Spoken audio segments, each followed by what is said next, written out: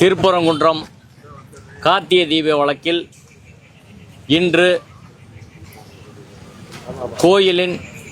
திருப்பரங்குன்றம் கோயிலின் ஜேசி சார்பிலும் அதன் பின்பு தர்கா சார்பில் இரு மூத்த வழக்கறிஞர்களும், அதனைத் தொடர்ந்து அனைத்து சாதி அர்ச்சக மாணவர் சங்கம் சார்பில் 3 வழக்கறிஞர்களும் திருப்பரங்குன்றம் மலையில் உச்சிப்பிள்ளையார் கோயிலில் மட்டுமே தீபம் ஏற்ற வேண்டும் என்றும் பல்வேறு தரப்பில் வாதங்கள் மிக தெளிவாக முன்வைக்கப்பட்டது. இந்த வாதங்களை சாரமாக சொன்னால், கோயில் தரப்பிலிருந்து மூத்த வழக்கறிஞர் கோயில் தரப்பிலிருந்து ஆஜரான மூத்த வழக்கறிஞர் திரு ஜோதி அவர்கள் திருப்பரங்குன்றம் மலையிலே உச்சிப்பிள்ளையார் கோயில் அருகே கார்த்திகை தீபம் ஏற்றும் இடம்தான் காலங்காலமாக ஏற்றப்படுகிறது. அந்த இடத்தில் ஒரு மண்டபம் கட்டி அதன் மேலே நாங்கள் கார்த்திகை தீபம் ஏற்றுகிறோம். உச்சிப்பிள்ளையார் கோயில் கார்த்திகை தீபம் ஏற்றும் இடம் என்பது அதற்கு நாயக்கர் காலத்து கல்வெட்டு இருக்கிறது. பல 100 ஆண்டுகளாக நாங்கள் ஏற்றி வருகிறோம். அங்கு ஒரு அனுமார் சிற்பம், அதற்கு கீழே ஒரு கல்வெட்டு, அந்த கல்வெட்டில் உள்ள வாசகங்கள், அந்த வாசகங்களில் கார்த்திகை தீபம் ஏற்றுவது குறித்தும் அந்த வாசகங்களில் இருக்கிறது. எனவே தொல்லியல் ஆதாரங்களின்படி, குறிப்பாக தமிழ்நாடு அரசின் தொல்லியல் ஆய்வுத்துறை போஸ் என்பவரின் நூலை பதிப்பித்திருக்கிறது. அந்த போஸ் என்பவர் நூலில் தீபத்தூண் என்ற தலைப்பில் குறிப்பிடப்பட்டிருக்கிற இடம் இப்போது காலங்காலமாக தீபம் ஏற்றி வழிபடும் உச்சிப்பிள்ளையார் கோயிலைத்தான் 1981ஆம் ஆண்டு தமிழ்நாடு அரசின் தொல்லியல் துறை ஆதாரமாக வெளியிட்டு இருக்கிறது என்று அந்த ஆதாரத்தை நீதிமன்றத்திலே மூத்த வழக்கறிஞர் ஜோதி அவர்கள் கோயில் சார்பாக சமர்ப்பித்தார். அதன் பிறகு அந்த இடத்துக்கான புகைப்படங்க ஆதாரங்களையும், கல்வெட்டு, அங்கு உள்ள தூண், எல்லா ஆதாரங்களையும் நீதிமன்றத்தில் சமர்ப்பித்தார். அதனைத் தொடர்ந்து இன்னொரு தர்கா அருகில் இருக்கக்கூடிய, இப்போது சர்ச்சையில் இருக்கக்கூடிய அந்த கல்லை பொறுத்து, அது ஒருபோதும் கார்த்திகை தீபத்தூணாக கோயிலால் பயன்படுத்தப்பட்ட வழக்கம் என்பதே கிடையாது. அது ஒரு தூண் இருக்கிறது. அந்த தூண் சமணர் காலத்து தூண். சில 1000 ஆண்டுகளுக்கு முன்பாக சமணர்கள் மதுரையை சுற்றியுள்ள 8 குன்றங்களில் வாழ்ந்தார்கள். திருப்பரங்குன்றம், அதற்கு சங்க இலக்கியத்திலே பரங்குன்றம் என்று பெயர், யானமலை, கீழக்குயில்குடி மலை, அரிட்டாப்பட்டி மலை, அழகர் மலை என்று பெரும் குன்றங்கள் மதுரையை சுற்றி இருக்கின்றன. அந்த பெருங்குன்றங்களில் பல்லாயிரம் சமணர்கள் வாழ்ந்தார்கள். சமணர்கள் ஆடை உடுத்த மாட்டார்கள். அதனால் அவர்கள் மலை உச்சியிலே வாழ்ந்தார்கள். அன்றைய அரசர்கள் கூட சமண மதத்தை தழுவி இருந்தார்கள். இதெல்லாம் கோயில் அவர்கள் வாதத்தில் சொன்னது. அப்படி மலையிலே இருக்கக்கூடிய சமணர்கள், ஆடையின்றி இருக்கக்கூடிய சமணர்கள், இரவு நேரங்களிலே அவர்கள் கூடி பேசுவதற்கு ஏதுவாக ஒரு தூணிலே விளக்கேற்றி வைத்திருக்கலாம். அந்த தூண் சமணர் காலத்து சமணர் தூண் தான் என்று நாங்கள் கருதுகிறோம். அந்த தூணுக்கும் முருகன் கோயில் இன்றைய உள்ள வழிபாட்டு முறைக்கும் சைவ தலத்திற்கும் எந்த தொடர்பும் இல்லை. அது சமணர் தூண் என்பதை நாங்கள் உறுதியாக சொல்கிறோம். சமணர் காலத்தில் அவர்கள் வெளிச்சத்துக்காக வச்சிருந்த ஒரு தூணாகத்தான் நாங்கள் அதை பார்க்கிறோம். மற்றபடி அதுக்கும் இந்த கோயில் உள்ளதற்கும் எந்த சம்பந்தமும் கிடையாது என்று பெருங்குன்றம் என்ற ஒரு நூலை அவர் நீதிமன்றத்திலே சமர்ப்பித்து அதற்கான ஆதாரங்கள்லாம் நீதிமன்றத்தில் கொடுத்தாரு. அவர்கள் தரப்பு வாதம் என்பது, கோயில் தரப்பு வாதம் என்பது, இன்று அது சமணர் தூண் என்பதாக இருக்கிறது. இதே போல தூண்கள் அரிட்டாப்பட்டி மலையிலே இருக்கிறது, கீழக்குயில்குடி மலையிலே இருக்குது, பல்வேறு மலையிலே இதே போல தூண் இருக்கு. அங்கெல்லாம் சமணர்கள் வாழ்ந்திருக்கிறார்கள். அது சமண சின்னம் ஒன்று. 2வது, கோயில் தரப்பில் என்ன சொன்னாங்கன்னா, நீதிபதி திரு GR சாமிநாதன் அவர்கள், அது கோயில் சொத்துக்குள்ள இருக்கு, அதனால் நீங்கள் கார்த்திகை தீபம் ஏற்றுங்க அப்படின்னு சொல்கிறாரு. அதை சட்டப்படி எங்களால் செய்ய முடியாது. ஏன்னா மத வழிபாட்டு தலங்கள் பாதுகாப்பு சட்டம் 1991, பிளேசஸ் ஆஃப் ஒர்ஷிப் ஆக்ட் 1991 சட்டப்படி ஒரு ஏற்கனவே உள்ள ஒரு மத வழிபாட்டு சின்னமோ அல்லது வேறு மாற்று மத வழிபாட்டு இடம் இருந்தால் அதை அப்படியே பாதுகாக்க வேண்டுமே தவிர அதை மாற்றுவதற்கான உரிமை எங்களுக்கு சட்டப்படி கிடையாது. நாங்கள் இன்னைக்கு புதுசாக போய் ஏற்றின சட்டம் எங்களை தடுக்கிறது அது குற்றம்னு சொல்லுது.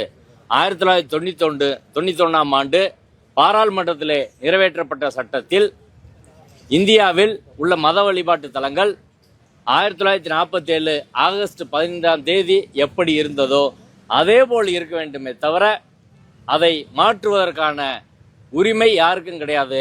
யாரும் வழக்கும் தொடுக்க முடியாது.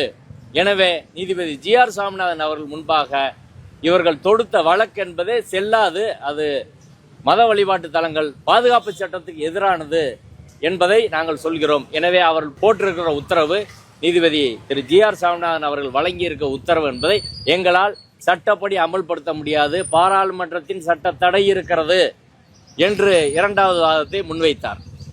மூன்றாவதாக இந்த வழக்கு தாக்கல் செய்யப்பட்ட முறை, விசாரித்த முறை எல்லாமே சரியான முறையில் இந்த வழக்கு விசாரணை என்பதே நடைபெறவில்லை.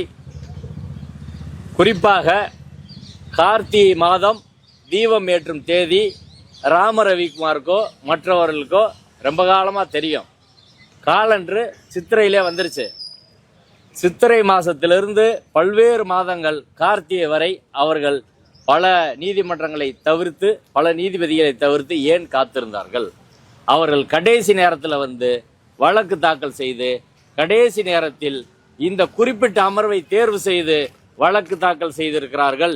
இது clear case of forum shopping அப்படின்னு மூத்த வழக்கறிஞர் ஜோதி அவர்கள், கோயில் சார்பில் ஆஜரான ஜோதி அவர்கள், ராம ரவிக்குமாரும் மற்றவர்களும் தொடுத்திருக்கும் வழக்கு clear case of forum shopping அப்படின்றத சொன்னார்.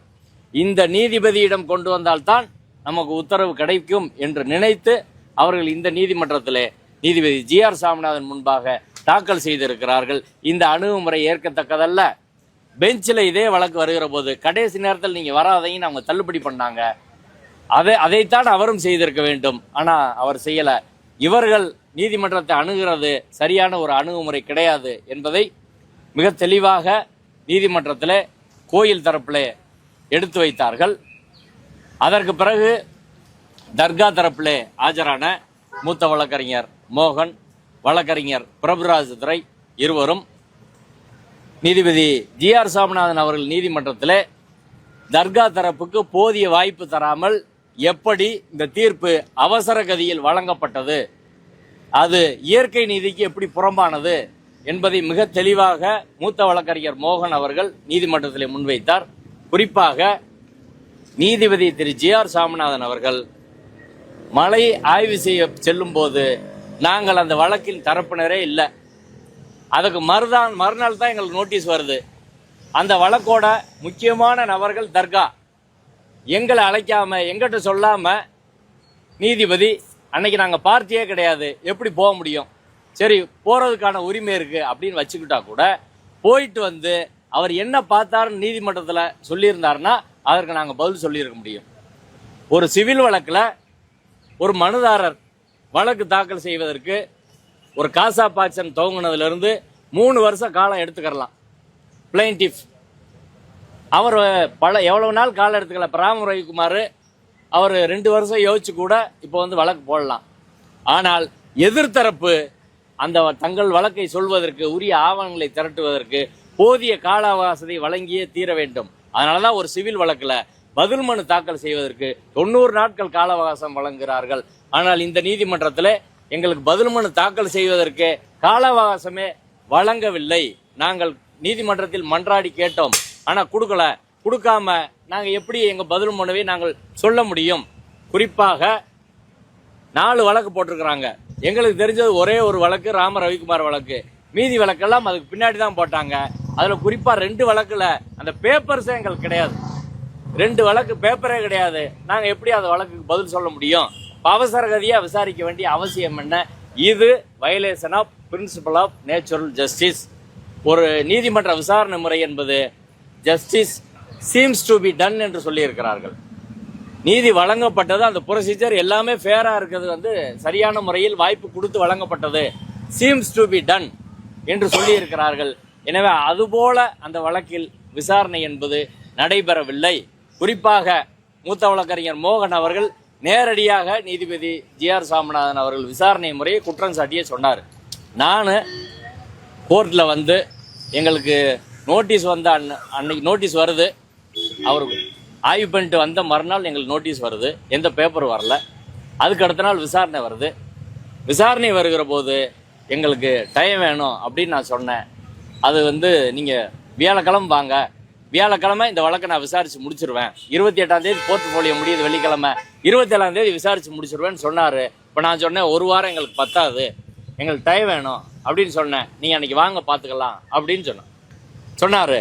வியாழக்கிழமை 125வது ஐட்டமாக அந்த கேஸ் இருக்குது. சாயந்தரம் 6 மணிக்கு அந்த வழக்கு விசாரணைக்கு எடுத்தார். அன்னைக்கு நான் ஆன்லைனில் வந்தேன் சென்னையிலேருந்து. இப்போ ஜட்ஜு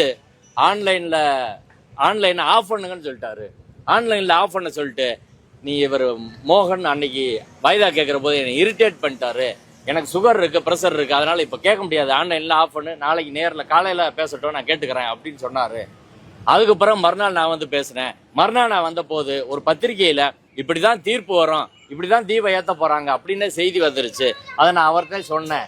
இப்படி எல்லாம் இந்த நீதிமன்ற நடைமுறை என்பது முழுக்க முழுக்க சட்டப்பூர்வமானதாக இல்லை, அரசியல் சட்டப்படியான இயற்கை நீதி அப்படின்ற முறை என்பது கிடையாது. எனவே இந்த ப்ரொசீஜர் நடந்த முறை ஆர்டிகல் 21ல் ப்ரொசீஜர் எஸ்டாப்ளிஷ்டு பை லா என்று சொல்வார்கள். அந்த ப்ரொசீஜர் எங்களுக்கான வாய்ப்பு, எங்கள் டாக்குமெண்டெல்லாம் கொடுத்து பேசுவதற்கான எந்த வாய்ப்பும் எங்களுக்கு தரவில்லை. எனவே இந்த நடந்த வழக்கு விசாரணை நடந்த முறையே சரியானதில்லை என்று முதல் கட்டமாக தனது தரப்பு வாதத்தை வைத்தார். ரெண்டாவதா தர்கா தரப்புல என்ன சொன்னாங்கன்னா, அந்த இடம், குறிப்பாக இவர்கள் சொல்லக்கூடிய அந்த தூண் இருக்கக்கூடிய இடம் யார் இடத்துல வருது அப்படின்றது பெரிய கொஸ்டின். அது தர்கா இடத்துக்குள்ள வருதா இல்லை அது கோயில் இடத்துக்குள்ள வருதா? 1923 தீர்ப்புல தர்காவிற்கு தர்கா, கொடிமரம், நெல்லித்தோப்பு, அந்த நெல்லித்தோப்புல இருந்து செல்லக்கூடிய படிகள், தர்கா அமைத்திருக்கக்கூடிய அந்த பகுதியில் இருக்கக்கூடிய நெல்லித்தோப்பில் இருக்கக்கூடிய மண்டபம், தர்கா இருக்கக்கூடிய மொத்த மலைப்பகுதியும் தர்காவுக்கு சொந்தம், மீதமலை கோயிலுக்கு சொந்தம்னு சொல்லியிருக்கிறாங்க. ஆனால் நீதிபதி திரு ஜி.ஆர். சாமிநாதன் அவர்கள் தர்கா இருக்கக்கூடிய மொத்த மலை தர்காவுக்கு சொந்தம் என்பதை தவிர்த்திருக்கிறார் நீதிமன்ற தீர்ப்புல. இந்த அணுகுமுறை சரியானது கிடையாது. அது எங்களுக்கு மொத்த மலைன்னு சொல்லியிருக்கிறாங்க. அந்த பகுதியில் அந்த பகுதி இன்னைக்கு வரை அளக்கப்படவில்லை. 2021 தர்கா தரப்பிலிருந்து ஒரு வழக்கு தாக்கல் செய்கிறார்கள். அந்த வழக்கில் கொடிமரம் தொடர்பான வழக்கில் தர்கா எங்களை இதை அனுமதிங்க, புது ஒரு பழக்கத்தை அனுமதிங்கன்னு கேட்கிற போது கோயில் நிர்வாகம், அரசு நிர்வாகம் அப்படி எதையும் அனுமதிக்க மாட்டோம் அப்படின்னு சொல்லி அந்த வழக்கு தள்ளுபடியானது. அந்த வழக்கிலே கோயில் நிர்வாகத்திலிருந்து இந்த இடத்த அளந்து மார்க் பண்ணணும், பவுண்டரிஸ் மார்க் பண்ணணும்னு சொல்லியிருக்காங்க. தர்காவும் ஏற்றுக்கொண்டு இருக்கிறது. அரசாங்கம் இதை அளந்தா பிரச்சனை வரும் என்று சொன்னதால் அந்த வழக்கு பிற அளக்க முடியல. அதே போல 3 நீதிபதிகள் தீர்ப்பு, ஆடுகோழி வெட்டுவது தொடர்பான 3 நீதிபதிகள் தீர்ப்புல இந்த இடம் இந்த தொல்லியல் துறைக்கு சொந்தமானது என்று சொல்லியிருக்கிறார்கள். அப்படி தொல்லியல் துறைக்கு சொந்தமானது அப்படின்னு சொன்னா ஏன்சியன் மேனமெண்ட்ஸ் ஆக்ட்ல தொல்லியல் புரதான சின்னங்கள் பாதுகாப்பு சட்டத்தின் கீழ் ரூல் 8ல் அதில் எந்த நடவடிக்கை செய்தாலும், பாதுகாக்கப்பட்ட தொல்லியல் சின்னங்களில் எந்த நடவடிக்கை செய்தாலும் அதற்கு தொல்லியல் துறையின் அனுமதியை பெற வேண்டும்.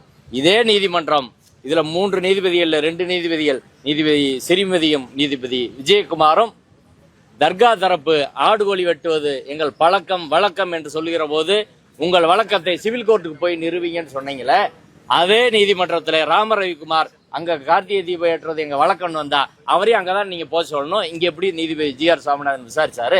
எல்லாருக்கும் சட்டம் ஒன்று தானே, எல்லாருக்கும் நீதி ஒன்று தானே என்று கேட்டார்கள்.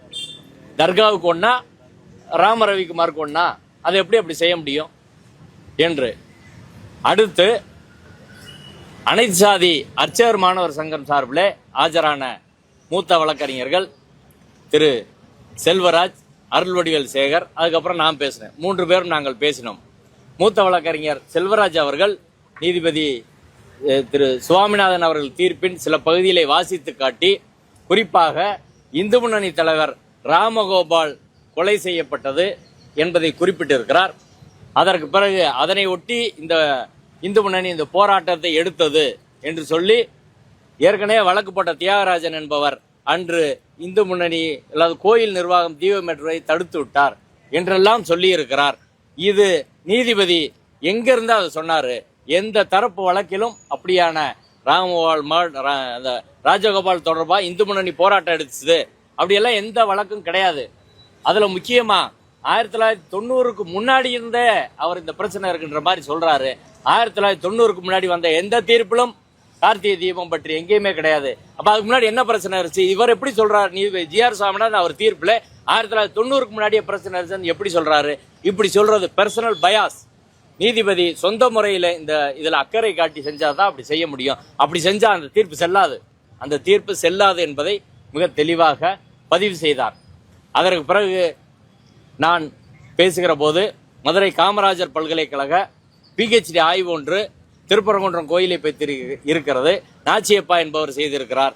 அதிலே தீபத்தூண் தொடர்பாக விஷயத்தை மிக தெளிவாக பதிவு செய்திருக்கிறார். காசி விஸ்வநாதர் கோயில் என்ற தலைப்புல 188ஆம் பக்கத்துல தீபத்தூண் என்னன்னு சொல்லியிருக்காரு நீதிபதி நான் சொல்கிற போது நீதிபதி திரு ஜி.ஆர். சாமிநாதன் முன்பாக தீபத்தூண் என்பதற்கு 2 ஆதாரங்கள் தாக்கல் செய்யப்பட்டன. லிட்ரேச்சர் ஒன்னு 1981 தொல்லியல் துறை ஆவணம், அதை தாக்கல் செஞ்சது அவங்க, அது எங்களுக்கு ஃபேவர்.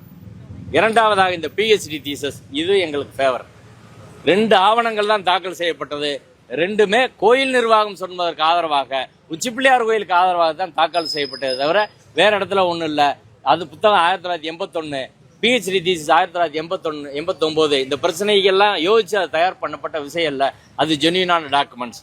ரெண்டாவது 1954 நான் நீதிமன்றத்தில் சொன்னது, 1954 உச்ச நீதிமன்றத்தின் 7 நீதிபதிகள் கொண்ட அமர்வு சிரூர் மத்து வழக்கிலே மிக தெளிவாக ஒன்றை சொல்லியிருக்கிறார்கள். அதாவது கோயிலோட பழக்கம், வழக்கம், ரிச்சுவல், இதுல எல்லாம் கோயில் அதற்குள்ளே மரபுகளுக்கு உட்பட்டு, ரிலீஜியஸ் டெக்ஸ்டுக்கு உட்பட்டு அவங்க முடிவு பண்ணுவாங்க. No outside authority has any jurisdiction to interfere with those rituals அப்படின்னு சொல்லியிருக்காங்க. வெளிநபர்கள் ராம ரவிக்குமார் போன்றவர்கள் எல்லாம் அதில் தலையிடுவதற்கான எந்த அதிகாரம் கிடையாது. எனவே ராம ரவிக்குமார் வெளி அத்தாரிட்டி, அவர் இதில் தலையிட முடியாது என்பதை நாங்கள் நீதிமன்றத்திலே சொன்னோம். அதே போல தூர பிரச்சனையை பொறுத்து 15 மீட்டர் தர்காவிலிருந்து 15 மீட்டர் என்று நீதிபதி அவர்கள் சொல்லியிருக்கிறார். அந்த இவர்கள் சொல்லக்கூடிய அந்த தூண் தர்காவிலிருந்து 15 மீட்டர் தாண்டி இருக்கு அப்படின்னு சொல்லியிருக்காரு. ஆனால் அந்த ஃபைண்டிங்ஸ் தவறானது. 2 விஷயம். ஒன்று, 15 மீட்டர் எங்க இருந்து அளக்கிறது? 1996 தீர்ப்புல தர்காவில இருந்து இருக்கிறதா சொல்லியிருக்கிறாங்க. ஒரு உதாரணத்தை மூத்த வழக்கறிஞர் பிரபுராஜ் அவர்கள் நீதிமன்றத்தில் சொன்னார்.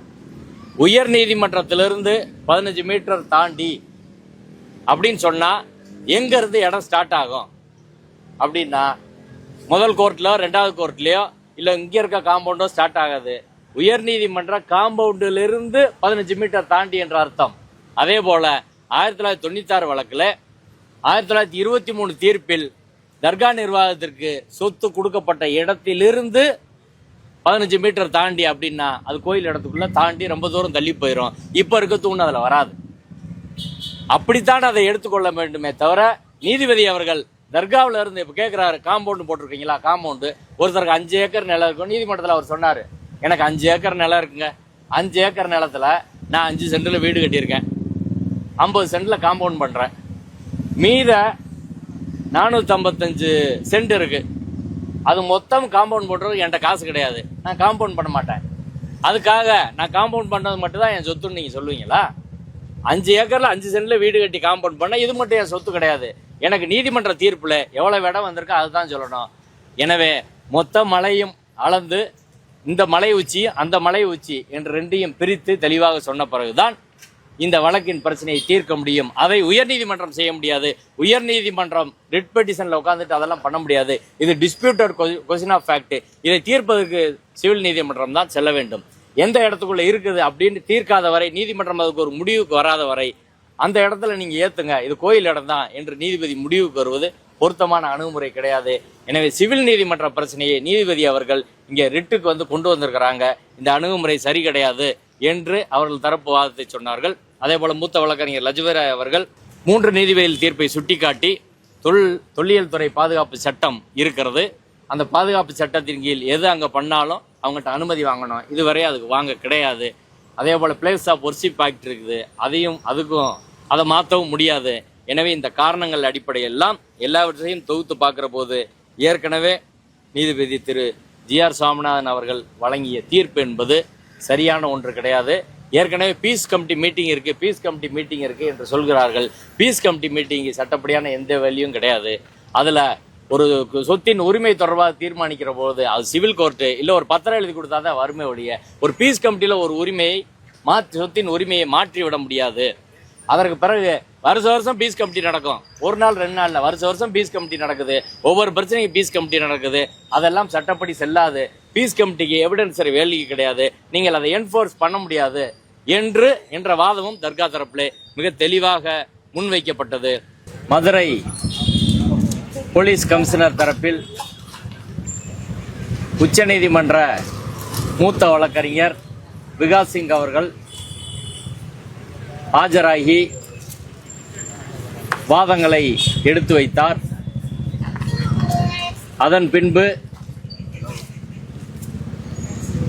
வக்ஃப் போர்டின் வழக்கறிஞர் தனது வாதங்களை முன்வைத்தார்.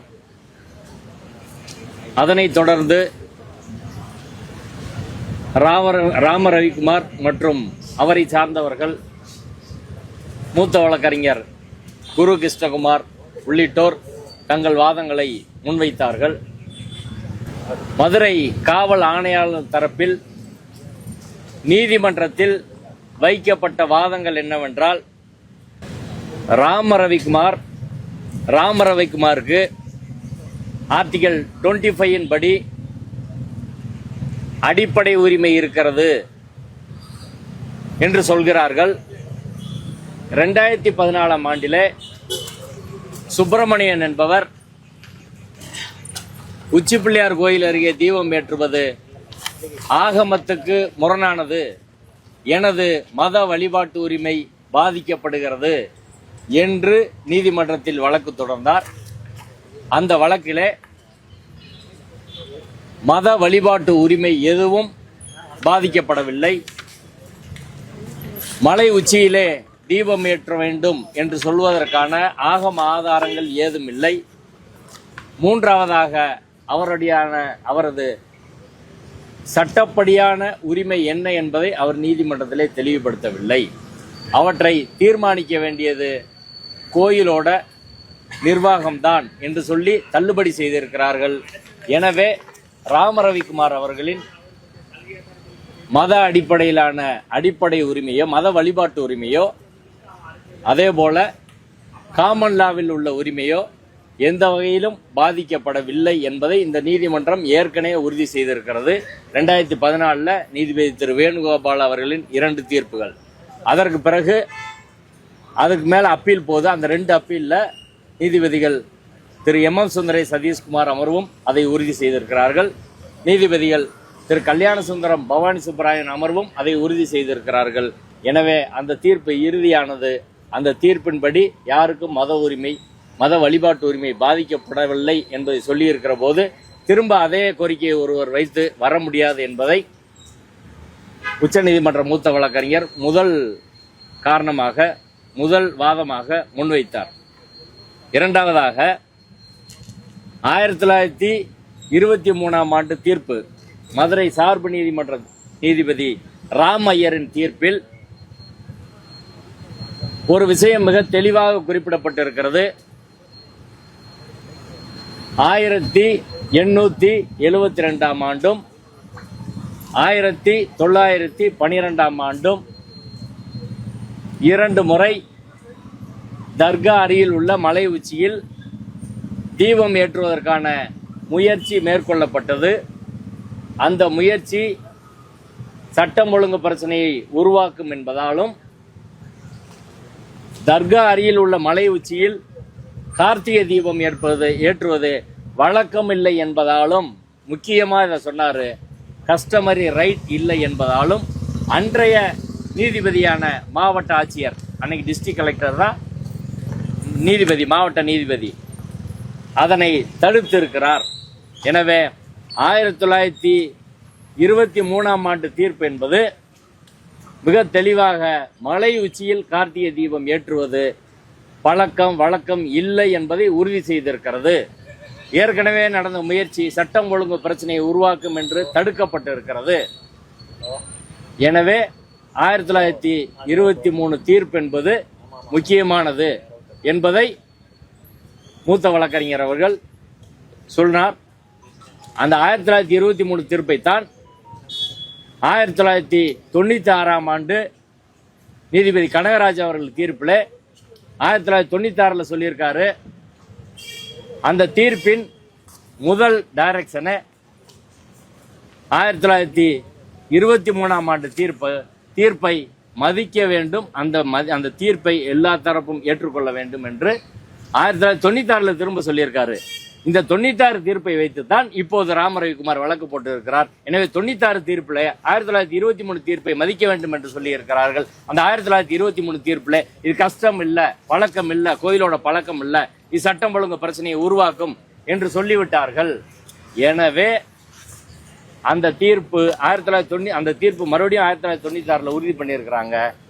அந்த தீர்ப்பை எல்லோரும் மதிக்க வேண்டும். அதற்கப்புறம் இப்போ உள்ள நீதிபதி அவர்களும் அந்த தீர்ப்பை மதிக்க வேண்டும். ஆனால் அதற்கு மாறாக அவர் தீர்ப்பு வழங்கி இருக்கிறார் அப்படின்னு சொல்றார்.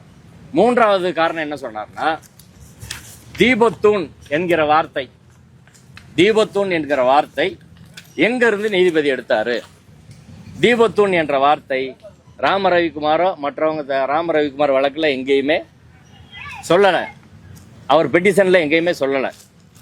அதற்கு எந்த ஆதாரமும் எவிடன்ஸும் கொடுக்கல. யாருமே நீதிமன்றத்தில் அது தீபத்தூண் என்பதற்கான ஆதாரங்களை தராத போது நீதிபதி அவர்கள் எங்கிருந்து அதை எடுத்தாரு? இதை உச்ச நீதிமன்றம் மூத்த வழக்கறிஞர் கேட்டார். இப்ப தீபத்தூண் என்பது நீதிபதியோட கற்பனை. தீபத்தூண் என்பது நீதிபதி GR சுவாமிநாதன் அவர்களுடைய கற்பனை. அது fiction or imagination of the learned single judge என்று சொன்னார். தீபத்தூண் என்பது 1923 1920 2024 வரை எங்கேயுமே வரல, எந்த வழக்கிலையும் வரல. இவங்களும் இப்ப கேஸ்ல அவர் பெட்டிஷன்ல சொல்லல, ரிட் அபிடேவிட்ல மட்டும் சொல்றாங்க. அதுக்கு எந்த ஆதாரம் கொடுக்கல. அப்படி இருக்கிற போது நீதிபதி அவர்கள் இந்த வார்த்தையை எங்க இருந்து எடுத்தார்? தீபத்தூண் என்பது நீதிபதி அவர்களின் கண்டுபிடிப்பு, அவரது கற்பனை, அவரோட ஃபிக்ஷன் அல்லது இமேஜினேஷன் என்ற வார்த்தையை உச்ச நீதிமன்ற மூத்த வழக்கறிஞர் நீதிமன்றத்திலே சொன்னார். அடுத்து அதற்கு பிறகு தொடர்ச்சியாக நடக்கிற கண்டெம்ட் வழக்கில் கூட நீதிபதி அவர்கள் அடுத்து சீஃப் செக்ரட்டரி வரணும், ADGP லா அண்ட் ஆர்டர் வரணும், இவங்க ஏத்தலைன்னா CSF போலீஸ் போய் ராமரவிக்குமாரை ஏத்தணும், இப்படி பல்வேறு உத்தரவுகளை வழங்குகிறார். இது எல்லாம் அரசியல் சட்டத்துக்கு முரணானது. நீதிபதிகளும் சட்டத்துக்கு உட்பட்டவர்கள் தான், நீதிபதிகளும் அரசியல் சட்டத்துக்கு உட்பட்டவர்கள் தான். நீதிபதிகள் contempt of court act follow பண்ணணும். அப்படி இல்லாம நீதிபதி அவர் சொந்த விருப்பத்திற்கு வரிசையாக உத்தரவுகளை பிறப்பித்துக் கொண்டு இருக்கிறார். என்ன வார்த்தை சொன்னார்னா, அந்த ஜட்ஜ் அவரோட விம்ஸ் அண்ட் ஃபேன்சிஸ் என்ற வார்த்தையை பயன்படுத்துகிறார். Whims and fancies of learned single judge. அவர் வரிசையா உத்தரவு போட்டிருக்கிறாரு. நீதிமன்றமும் அரசியல் சட்டத்துக்கு உட்பட்டது என்பதை மிக தெளிவாக உச்ச நீதிமன்ற மூத்த வழக்கறிஞர் சொன்னார். அதற்கு பிறகு பப்ளிக் ஆர்டர்ன்ற பாயிண்ட்ல 1862 செய்யப்பட்ட முயற்சி முறியடிக்கப்பட்டு இருக்கிறது அன்றைய அரசால். அதுக்கப்புறம் 1912. அதற்கு பிறகு 150 ஆண்டுகளுக்கு மேலாக அங்கு உள்ள மக்கள் எந்த பிரச்சனையும் இல்லாம அமைதியா வாழ்ந்துகிட்டு இருக்காங்க. அங்க இந்துக்களும் முஸ்லீம்களும் கோயில் நிர்வாகம், தர்கா நிர்வாகம், கார்த்திகை தீபமா எந்த பிரச்சனையும் 150 வருஷமா கிடையாது. 150 வருஷமா இல்லாத பிரச்சனைய இப்ப உருவாக்கி கொண்டு வராங்க. அது பப்ளிக் ஆர்டர் அப்படின்றது ரொம்ப ரொம்ப முக்கியமானது. ஆர்டிகல் 25ல ஒரு மத வழிபாட்டு உரிமை என்பது அப்சல்யூட் ரைட் கிடையாது, முழு முற்றான உரிமை கிடையாது. மத வழிபாட்டு உரிமைக்கு 3 கேவியட் இருக்கு. 1, subject to public order, morality and health. இங்க பப்ளிக் ஆர்டர் இன்வால்வ் ஆயிருக்கு. இது நடந்தால் ஒரு மிகப்பெரிய பிரச்சனை வரும். ராமரவிக்குமார் அபிடவிட்ல இதுல பல லட்சம் நிறைய பேர் பல லட்சம் பக்தர்கள் வருவாங்க, அப்படி இப்படியெல்லாம் போட்டிருக்கிறாங்க. இதெல்லாம் அந்த இடத்துல எப்படி பப்ளிக் ஆர்டர் காப்பாற்றப்படும்? அந்த இடத்துக்கு போறதுக்கு தர்காவுக்கு சொந்தமான 4 படியை பயன்படுத்தினா பரவாயில்லை என்று நீதிபதி திரு ஜி.ஆர். சாமிநாதன் அவர் சொல்லியிருக்கிறார். தர்கா படியை பயன்படுத்தி பல ஆயிரம் பேர் அங்கு போகிற போது அங்க என்ன நடக்கும்? அது ஒரு மத பிரச்சனையாக மாறும், மத கலவரமாக மாறும். அதை அனுமதிக்க முடியுமா? ஒரு ஸ்டேட் அதை அனுமதிக்க முடியுமா? ஒரு அரசாங்கம் அதை அனுமதிக்க முடியுமா? எனவே பப்ளிக் ஆர்டர் எங்களுக்கு ரொம்ப முக்கியம். பொது அமைதியை பாதுகாப்பதோடு ஸ்டேட்டோட வேலை அது. அந்த பப்ளிக் ஆர்டரை நாங்கள் மீற முடியாது. நீதிபதி என்பவர் பப்ளிக் ஆர்டருக்கு தான் இருக்க முடிய, டிஸார்டரை உருவாக்கக்கூடாது. நீதிபதி அவர்கள் டிஸார்டரை உருவாக்கக்கூடாது. பப்ளிக்ல பிரச்சனையை உண்டு வர்ற மாதிரியான உத்தரவுகளை பிறப்பிக்க கூடாது. நீதிபதி அவர்களுக்கு விருப்பமெனில் அவர் வேணா அரசியலில் சேர்ந்து அந்த வேலைகளை செய்யலாம். ஆனால் ஒரு நீதிபதி என்பவர் அரசியல் சட்டத்துக்கு கட்டுப்பட்டவர் அப்படின்ற வார்த்தையை அவர் சொன்னார். இவங்க தரப்புல ஆட்சேபனை பண்ணாங்க. நீதிபதி அவர் முக்கியமா என்ன சொன்னார்னா, நீதிபதி ஜி.ஆர். சாமிநாதன் அவர்கள் அரசியல் சட்டத்தின் மீது உறுதிமொழி எடுத்தவர். அந்த அரசியல் சட்ட உறுதிமொழியை மீறி டிஸார்டரை உண்டு பண்ணியிருக்கார். இந்த தீர்ப்பின் மூலமாக பப்ளிக் ஆர்டருக்கு பாதுகாக்க வேண்டிய நீதிபதி பப்ளிக் டிஸார்டரை உருவாக்கி இருக்கிறார். இது துரதிருஷ்டவசமானது. இதை எந்த நீதிபதியும் செய்யக்கூடாது என்று உச்சநீதிமன்ற மூத்த வழக்கறிஞர் அவர்கள் சொன்னார். அடுத்து நாடு முழுவதும் இது போன்ற பிரச்சனைகள், மத ரீதியாக இப்படி உருவாக்குற பிரச்சனைகள் நடந்துகிட்டு இருக்கு. அதனால இதை செய்யக்கூடாது. அந்த வழியில போனா நிச்சயம் சிக்கல் வரும். இன்னொரு மாற்று மத வழிபாட்டு தலத்தை எல்லோரும் மதிக்க வேண்டும். படிகள் முஸ்லீமுக்கு சொந்தமானது அப்படின்னு சொன்ன பிறகு அதை பயன்படுத்துறதுக்கு ஒரு நீதிபதி எப்படி சொல்ல முடியும்? அந்த வழியா போய் பயன்படுத்துறத அனுமதிக்க முடியாது. ஆனா நீதிபதி அதை பயன்படுத்தலான்னு சொல்றாரு. அதை ஏற்க முடியாது. அதாவது காவல் ஆணையர் தரப்புல முன்வைக்கப்பட்ட முக்கியமான வாதங்கள் இதான். அடுத்து வக்ஃபோர்டு தரப்புல முன்வைக்கப்பட்ட வாதங்கள், அந்த இடம் இவங்க சொல்றாங்களே, அந்த தூண், அந்த ஸ்டோன் பில்லர், கிரானைட் ஸ்டோன் அல்லது சர்வே கல் அல்லது தீபத்தூண், இப்படி பல்வேறு வார்த்தைகளால் அழைக்கப்படும் அந்த தூண் என்பது தர்காவுக்கு சொந்தமான சொத்து என்று சிவில் நீதிமன்றம் 1923 சொல்லியிருக்கு. நீதிபதி அவர்கள் அதை தவறா மிஸ் இன்டர்பிரட் பண்ணி சொல்லியிருக்கிறாரு. தர்கா, நெல்லித்தோப்பு, அதில் உள்ள மண்டபம், கொடிமரம், அந்த தர்கா அமைந்திருக்கக்கூடிய மொத்த மலைப்பகுதியும் தர்கா நிர்வாகத்துக்கு சொந்தம் என்று 1923 தீர்ப்பு இருக்கிறது. அந்த மொத்த மலைப்பகுதியில் இந்த கொடிமரத்துக்கு அருகில் தான் இவர்கள் சொல்லக்கூடிய தூண் வருகிறது. எனவே அந்த தூண் என்பது எங்கள் இடத்தில் இருக்கிறது. வக்ஃபோர்டுக்கு சொந்தமான இடத்துல, தர்காவுக்கு சொந்தமான இடத்துல அந்த தூண் இருக்கு. அந்த தூணில் தீபம் ஏற்ற சொல்லி நீதிபதி எப்படி சொல்ல முடியும்? அப்படி சொல்லவே முடியாது. ஒன்று. ரெண்டாவது, நாங்கள் கடைசி நாளில் தான் எங்களுக்கு நோட்டீஸ் வந்துச்சு. எந்த கேஸ் பேப்பர்ஸும் எங்கிட்ட இல்லை. நாங்கள் பதிமூணு தாக்கல் செய்வதற்கு நாங்கள் வாய்ப்பு கேட்டோம். கடைசியில் 28ஆம் தேதி வாய்ப்பு கேட்டோம். நீதிபதி எங்களுக்கு கொடுக்கவே இல்லை. எங்களுக்கு வாய்ப்பு கொடுக்காமலேயே இந்த தீர்ப்பு வழங்கப்பட்டு இருக்கிறது. எனவே இந்த தீர்ப்பு செல்லாது. மூன்றாவது,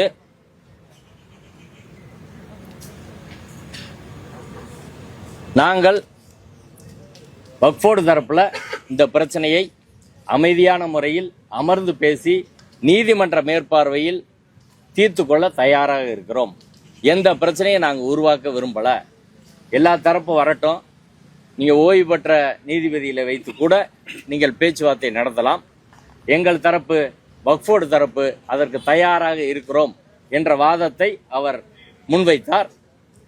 அந்த வாதத்தை நீதிபதி அவர்களும் அதை கேட்டு எதிர்த்தரப்புல ராமரவிக்குமார் தரப்புல அதற்கு வாய்ப்பு இருக்கிறதா? ஒவ்வொரு வருஷம் இது பிரச்சனை வருது, ஒவ்வொரு வருஷம் சிக்கலாகுது, ஒவ்வொரு வருஷம் கேஸ் போடுறாங்க, ஒவ்வொரு வருஷம் ஒரு ஃபைண்டிங்ஸ் வருது, ஒவ்வொரு வருஷம் போராட்டம் நடக்குது. இப்போ இதை பேசி முடிக்கிறதுல உங்களுக்கு என்ன பிரச்சனை? அவங்க தரப்பு தயாரா இருக்குன்னு சொல்றாங்களே, உங்க தரப்பில் நீங்க ஏன் பேசக்கூடாது என்று நீதிபதி அவர்கள் கேட்டார். மூத்த நீதிபதி ஜெயச்சந்திரன் அவர்கள் ராமரவிக்குமார் தரப்புக்காக ஆஜரான உச்சநீதிமன்ற மூத்த வழக்கறிஞர் குரு கிருஷ்ணகுமார் அவர்களிடம் கேட்டார். அதற்கு அவர்களிடம் கேட்டுவிட்டு, இப்போதைக்கு அவர்கள் இது ரொம்ப டிலே ஆகுன்றதுனால நாங்கள் இப்போதைக்கு தயார் இல்லை, இந்த அமைதி பேச்சுவார்த்தைக்கோ சமாதான பேச்சுவார்த்தைக்கோ இப்போதைக்கு நாங்கள் தயார் கிடையாது என்ற பதிலை நீதிமன்றத்திலே அவர்கள் சொன்னார்கள். ஆனாலும் குருகிருஷ்ணகுமார் அவர்கள் திரும்பவும் நான் அவங்ககிட்ட பேசுகிறேன், பேசி அவர்கள் சொன்ன உடனே நான் நீதிமன்றத்தில் திரும்பவும் நாங்கள் தெரியப்படுத்துகிறோம் என்று சொன்னார்கள். எனவே வக்ஃபோர்டு தரப்பிலே நாங்கள் எந்த அமைதி பேச்சுவார்த்தைக்கும் தயார், நீதிமன்ற கண்காணிப்பிலே பேசினால் இந்த பிரச்சனையை அமைதியாக நாங்கள் முடித்துக்கொள்ள தயாராக இருக்கிறோம் என்ற அவர்கள் தரப்பு விருப்பத்தை நீதிமன்றத்திலே சொன்னார்கள். நீதிமன்றத்தில் சில டாக்குமெண்ட்லாம் கொடுத்துருக்காங்க, எழுத்துப்பூர்வமான வாதங்களையும் சொல்லியிருக்கிறாங்க. அதுக்கு பிறகு அவர்கள் தரப்பில் வைக்கப்பட்ட வாதங்களில் முக்கியமாக என்ன சொன்னாங்கன்னா, டெம்பிள் போர்டு இருக்குது, டெம்பிள் போர்டு தான் அதை முடிவு பண்ணணும், ஈஓ எப்படி முடிவு பண்ண முடியும் அப்படின்ற வாதத்தை அவர்கள் முன்வைத்தார்கள். ரெண்டாவது, ஒரு அல்டர்னேட் ரெமடி அப்படின்றது ஏற்கனவே 1996 தீர்ப்பு சொன்ன பிறகு ஒரு மாற்று ரெமடிக்கு போக வேண்டியதில்லை, 1996 தீர்ப்பின்படி எங்களுக்கு அமல்படுத்தினா போதுமானது என்று சொன்னார்கள். இன்னும் பல்வேறு அவர்கள் தரப்பு என்னென்ன வாதங்கள் வைத்தார் என்று அவர்கள் தரப்பு வழக்கறிஞர்கள் அவர்கள் விளக்குவார்கள். நீதிமன்றத்தில் அவங்க ஒரு முக்கியமான ஒரு நீதிபதி அவர்கள் சில கேள்விகள் கேட்டார். இப்போ தர்கா இடத்துல இருந்தா, தர்கா காம்பவுண்ட்ல இருந்தா, இதுக்கு நீங்க சொல்லுங்க. அவங்க தரப்பு, தர்கா தரப்பு என்ன சொல்றாங்கன்னா, இந்த 1996 தீர்ப்பின்படி 15 மீட்டர் தள்ளி ஏத்தணும் அப்படின்னா 15 மீட்டர் எங்க தொடங்குது அப்படின்ற கேள்வி தர்கா தரப்புல எழுப்பப்பட்டது. அந்த 15 மீட்டர் என்பது whole top of the hillock, தர்கா இருக்கக்கூடிய மொத்த மலைப்பகுதியும் அவர்களுக்கு சொந்தம். அது எங்க முடியுதோ அதுல இருந்து தான் ஸ்டார்ட் ஆகுது ஒழிய இந்த தர்கா காம்பவுண்ட்ல இருந்து கிடையாது என்பதை அவர்கள் வாதமாக முன்வைத்தார்கள். அதுக்கு என்ன நீங்க பதில் சொல்றீங்க? தர்காவுக்கு எங்க இடம் முடியுன்றது இதுவரை அளக்கப்படவில்லை. அதை அளந்து அதுல இருந்து 15 மீட்டர் தள்ளினா தர்காவுக்கு பிரச்சனை இல்லைன்னு அவங்க சொல்லிட்டாங்க. அதுக்கு நீங்க என்ன சொல்றீங்க என்று கேட்டார். அதற்கு அவர்கள் தரப்பு மூத்த வழக்கறிஞர், இல்லை காம்பவுண்டுன்னு ஏற்கனவே நீதிபதி சிங்கிள் ஜட்ஜ் அவர் தீர்ப்புல சொல்லியிருக்கிறாரு, காம்பவுண்ட் பண்ணா அதுக்கு மேலன்றது எப்படி சொல்ல முடியும், இது ஏற்கனவே தீர்ப்புல முடிவாயிருச்சுன்னு ஜட்ஜ் சொல்லியிருக்கிறாரு. ஏற்கனவே 1923 தீர்ப்புல முடிவாகி விட்டது என்று ஜட்ஜ் சொல்லியிருக்கிறாரு. அதனால அந்த தீர்ப்பின்படி தான் நாங்கள் அமல்படுத்தணும்னு நினைக்கிறோம். அந்த தீர்ப்பு இன்னொரு இடத்துல பண்ணலான்னு சொல்லியிருக்காங்கல்ல, சரி இன்னொரு இடத்துல பண்ணலான்னு சொல்லியிருக்காங்க, கரெக்ட் தான். நீதிபதி அவர்கள் கேட்டார், அந்த எந்த இடம் முடிவு பண்றது யாருக்கு அந்த அதிகாரம் இருக்கு? கோயிலுக்கு தானே அதிகாரம் கொடுத்துருக்குறாங்க அப்படின்னு கேட்டார். கோயிலுக்கு அதிகாரம் கொடுத்துருக்குறாங்க, ஆனால் பக்தர்கள் விருப்பத்துக்கு செய்யணும்னு சொல்லியிருக்கிறாங்க, அதான் பக்தர்கள் கேட்குறாங்க, கோயில் அதை முடிவு பண்ணணும் என்று பதில் சொன்னார்கள். மொத்தத்தில் இன்னைக்கு நடந்த வாதத்தில் முக்கியமாக பப்ளிக் ஆர்டர் அப்படின்றது ஒரு ஸ்டேட்டுக்கு ரொம்ப ரொம்ப முக்கியம். மக்கள் அமைதியான முறையில் வாழ்ந்து கொண்டு இருக்கிறார்கள், அதில் பிரச்சனையை உருவாக்க தேவையில்லை, ஒரு அரசாங்கம் அதைத்தான் நாங்கள் செய்வோம் என்ற வகையில் சொன்னார்கள். நேற்றைய தினம் அது சமணர்கள் பயன்படுத்திய ஒரு தூண் என்பதான வாதம் மூத்த வழக்கறிஞர், கோயிலுக்காக ஆஜரான மூத்த வழக்கறிஞர் ஜோதி சார்பிலே முன்வைக்கப்பட்டது. எங்கள் கருத்து என்னன்னா, அந்த இப்போ பிரச்சனைக்குள்ளா இருக்கக்கூடிய அந்த ஸ்டோன், அந்த கல் தூண் என்பது சர்வே ஸ்டோன் என்பதை நாங்கள் மிக தெளிவாக ஆரம்பத்திலிருந்து சொல்றோம். அதற்கான ஆதாரங்களை மாவட்ட ஆட்சியரிடம் நேரடியாக சமர்ப்பித்திருக்கிறோம். தமிழ்நாடு அரசு அதற்கான ஆதாரங்களை திரட்டி வச்சிருக்கிறாங்க, டேபிள்லே வச்சிருக்கிறாங்க. ஜட்ஜிட்ட எது கொடுக்க மாட்டாங்க? அரசோட நிலைப்பாடு என்ன? உண்மையை கோர்ட்ல சொல்லணுமா இல்லையா? ஏன் தமிழ்நாடு அரசு சொல்ல மாட்டாங்க? எதுக்கு தயங்குறாங்க? இன்னைக்கு அவர்கள் தரப்பில் வைக்கப்பட்ட வாதத்தில் அந்த ஸ்டோன் என்னன்றது இதுவரை அவங்க கிளியரா சொல்லல அப்படின்னு தமிழ்நாடு அரசை நோக்கி அவர்கள் கேட்கிறார்கள். அது என்ன கல்லுன்னு இதுவரை அவங்க சொல்ல மாட்டாங்க, ஆளாளுக்கு ஒன்று சொல்றாங்க அப்படின்னு. இப்ப தமிழ்நாடு அரசின் சார்பில் ஏற்கனவே ஆஜராகி வாதிட்ட மூத்த வழக்கறிஞர், தமிழ்நாடு அரசு சார்பில் கோயில் நிர்வாகம் ஈஓ சார்பாக வாதிட்ட மூத்த வழக்கறிஞர் மாசிலாமணி அவர்கள் அது கிரானைட் ஸ்டோன் அல்லது சர்வே ஸ்டோன் அப்படின்னு சொல்றாரு. நேற்று அதே கோயிலுக்கு ஆஜராகி வாதிட்ட மூத்த வழக்கறிஞர் ஜோதி அவர்கள் அது சமணர் காலத்து தூணா இருக்கலாம் அப்படின்னு அவர் சொல்றாரு. இந்த குழப்பங்கள்லாம் எதுக்கு வருதுன்னு எங்களுக்கு புரியல. அது சர்வே ஸ்டோன் என்பதற்கான ஆதாரங்கள் வெள்ளையர் பிரிட்டிஷ் காலத்திலிருந்தே மிக தெளிவாக இருக்கிறது. அடுத்து 2022 சர்வே டிபார்ட்மெண்ட் ஆஃப் இந்தியா மிக தெளிவாக அந்த 2 ஜிடி ஸ்டேஷன் அங்கே இருக்குன்னு கொடுத்துருக்குறாங்க. இதையும் நாங்கள் அரசாங்கத்திற்கு கொடுத்துருக்குறோம். மனுதாரர்கள் ராம ரவிக்குமார் உள்ளிட்ட பலரின் சார்பில் விரிவான வாதங்கள் முன்வைக்கப்பட்டது. அந்த வாதங்களில் உயர்நீதிமன்ற நீதிபதிகள் பல்வேறு கேள்விகளை எழுப்பினார்கள். ஏற்கனவே அதில் முதல் கேள்வி, ஏற்கனவே அந்த தூணில், அந்த தூண் என்பது 3ஆக சொல்லப்படுகிறது. 1 கிரானைட் தூண்,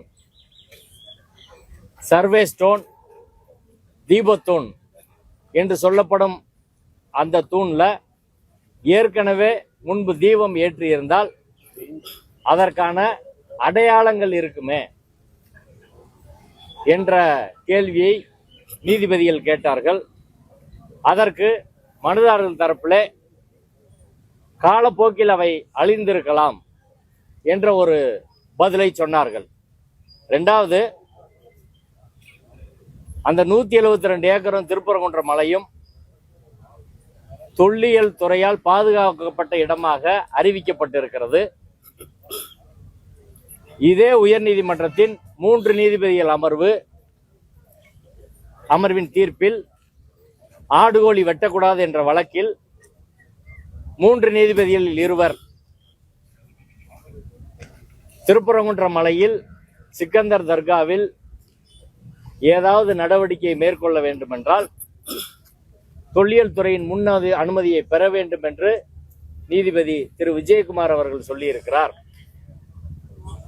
அந்த 3 நீதிபதிகள் தீர்ப்பு இந்த மலைக்கு பொருந்தும் போது, அதே போல அந்த இடத்துல இன்னைக்கு இவர்கள் சொல்லக்கூடிய தர்கா அருகில் உள்ள சொல்லக்கூடிய சோக்கால் தீபத்தூணில் கார்த்திகை தீபம் ஏற்ற வேண்டும் என்றால் தொல்லியல் துறை அனுமதி இல்லாமல் எப்படி பண்ண முடியும்? அதற்கு என்ன பதில் சொல்றீங்க என்று நீதிபதி கேட்டார். தொல்லியல் துறையை இந்த வழக்குல பல முறை கூப்பிட்டுக்கிட்டே இருக்கிறாங்க. ஆனால் தொல்லியல் துறை இதுவரை வரவே மாட்டேங்குது. ஒன்றிய அரசின் தொல்லியல் துறையை ஓடி ஒளிகிறாங்கன்னு தெரியல. இதுவரை நீதிமன்றத்திலே வந்து இந்திய அரசின் தொல்லியல் துறை இதான் எங்க ஸ்டாண்டுன்னு சொல்ல மாட்டாங்க.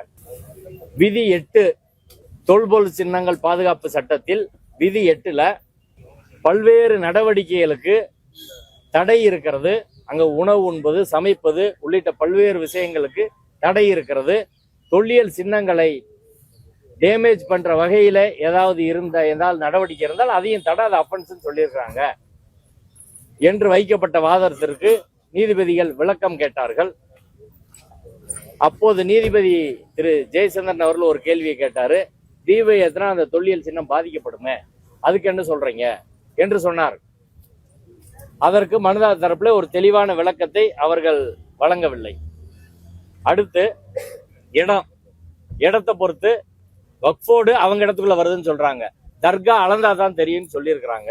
இப்படி இருக்கிற போது அது யாருக்கு சொந்தமான இடம் எப்படி முடிவு பண்றது? சிங்கிள் ஜட்ஜ் எப்படி முடிவு பண்ண முடியும் என்ற கேள்வியை கேட்டார்கள். அடுத்து இது கஷ்டம் என்பதற்கான, இது நீண்டகால பழக்கம், அங்க தீபம் ஏற்றியிருந்த நீண்டகால பழக்கம் என்பதற்கான என்ன ஆதாரம்? ராமரவிக்குமார் பெட்டிஷன்ல என்ன சொல்லியிருக்காரு என்ற கேள்வியை நீதிபதி அவர்கள் முன்வைத்தார்கள். ராமரவிக்குமார் பெட்டிஷன்ல அதுல எதுவுமே தீபத்தூண் என்ற வார்த்தையே இல்லை என்பதை நீதிபதி அவர்கள் கேள்வி சொல்லி இதுக்கு என்ன பதில் சொல்றீங்க என்று கேட்டார்கள். தீபத்தூண் என்ற வார்த்தையே ராமரவிக்குமார் பெட்டிஷன்ல கிடையாது, அதுக்கு எப்படி சிங்கிள் ஜட்ஜ் ஆர்டர் போட முடியும்? நீதிபதி ஜி.ஆர். சாமிநாதன் அவர்கள் அந்த மனுவை பேஸ் பண்ணி எப்படி ஆர்டர் போட முடியும் அப்படின்னா, அதற்கான பதிலாக நாங்கள் பெட்டிஷன்ல சொல்லியிருக்கிறோம், மனுவில் சொல்லல, பெட்டிஷன்ல சொல்லியிருக்கோம் என்று சொன்னார்கள். அதே போல ஏற்கனவே நீதிபதி திரு வேணுகோபால் அவர்கள், அதுக்கப்புறம் டிவிஷன் பெஞ்சு எல்லாமே சம்பந்தமா டிஸ்கஸ் பண்ணியிருக்கிறாங்களே, என்ன செய்யறது? அந்த நீதிபதியில் தீர்ப்பெல்லாம் இருக்குதே என்று கேட்டதற்கு அதுல சொன்ன இடம் வேற, இதுல சொன்ன இடம் வேற அப்படின்னு சொன்னாங்க. உங்களுக்கு பேசிக்கான டாக்குமெண்ட் என்ன அப்படின்னு கேட்கிற போது 1994 தாக்கல் செய்த வழக்கு நீதிபதி கனகராஜ் அவர்கள் முன்பாக வந்து 1996 தீர்ப்பாகுது. அந்த தீர்ப்பை அடிப்படையாக வைத்துத்தான் எங்கள் வழக்கு இருக்கிறது. அந்த தீர்ப்புல பக்தர்கள் விரும்பினா கோயில் நிர்வாகம் இடத்தை தேர்வு செய்யலாம் என்று இருக்கிறது. அதுதான் நீதிபதி கேட்டாரு. அந்த தீர்ப்புல நீங்க சொல்றீங்க, அந்த தீர்ப்புல முதல் டைரக்ஷன் என்ன? 1923 தீர்ப்பை வந்து மதிக்கணும். ரெண்டாவது என்ன? உச்சி பிள்ளையார் கோயில் தான் ட்ரெடிஷனல் பிளேஸ். மூணாவது என்ன? யாராவது பக்தர்கள் விரும்பினால் வேற இடத்துல ஏத்தன்னு விரும்பினா ஹெச்ஆர்என்சி டெம்பிளோட நிர்வாகம் ஹெச்ஆர்என்சி உயர் அதிகாரிகளை கலந்து முடிவெடுக்க வேண்டியது மூணாவது டைரக்ஷன். நாலாவது டைரக்ஷன் என்ன? அப்படி முடிவெடுக்கிற போது தர்கா இருக்கிறதாங்க என்பதை கவனத்தில் கொண்டு தர்காவிலிருந்து 15 மீட்டர் தாண்டி அப்படின்னு சொல்லியிருக்கிறாங்க. அப்படின்னா தர்கா சொத்துல இருந்து 15 மீட்டர் தாண்டின்றத அவர் கையில எழுதியிருக்காரு. தர்காவுக்கு அலாட் பண்ண இடத்துல இருந்து அதைத்தான் நேற்றைய தினம் வக்ஃபோர்டு சொன்னாங்க. அதுக்கு முன்னாடி தர்கா தரப்புலையும் சொன்னாங்க. தர்காவுக்கு அலாட் பண்ண இடம் எதுன்னு இன்னும் வந்து முடிவாகலை. அது டிஸ்பியூட்டு, இடத்த அளந்தாதான் தெரியும். அப்படின்ற போது இது எந்த இடத்துல வருதுன்னு எப்படி முடிவு பண்ண முடியும்? அப்ப நீதிபதி அவர்கள் கேட்டார், முடிவு பண்ண வேண்டியது யாருங்க? முடிவு பண்ண வேண்டியது டெம்பிள் தான். அதுதான் சிங்கிள் ஜட்ஜ்னு சொல்லியிருக்கிறாரு. அப்ப டெம்பிள் தானே முடிவு பண்ண. 1996 தீர்ப்பின்படி கோயில் நிர்வாகம் தானே இப்ப முடிவு பண்ணியிருக்கு.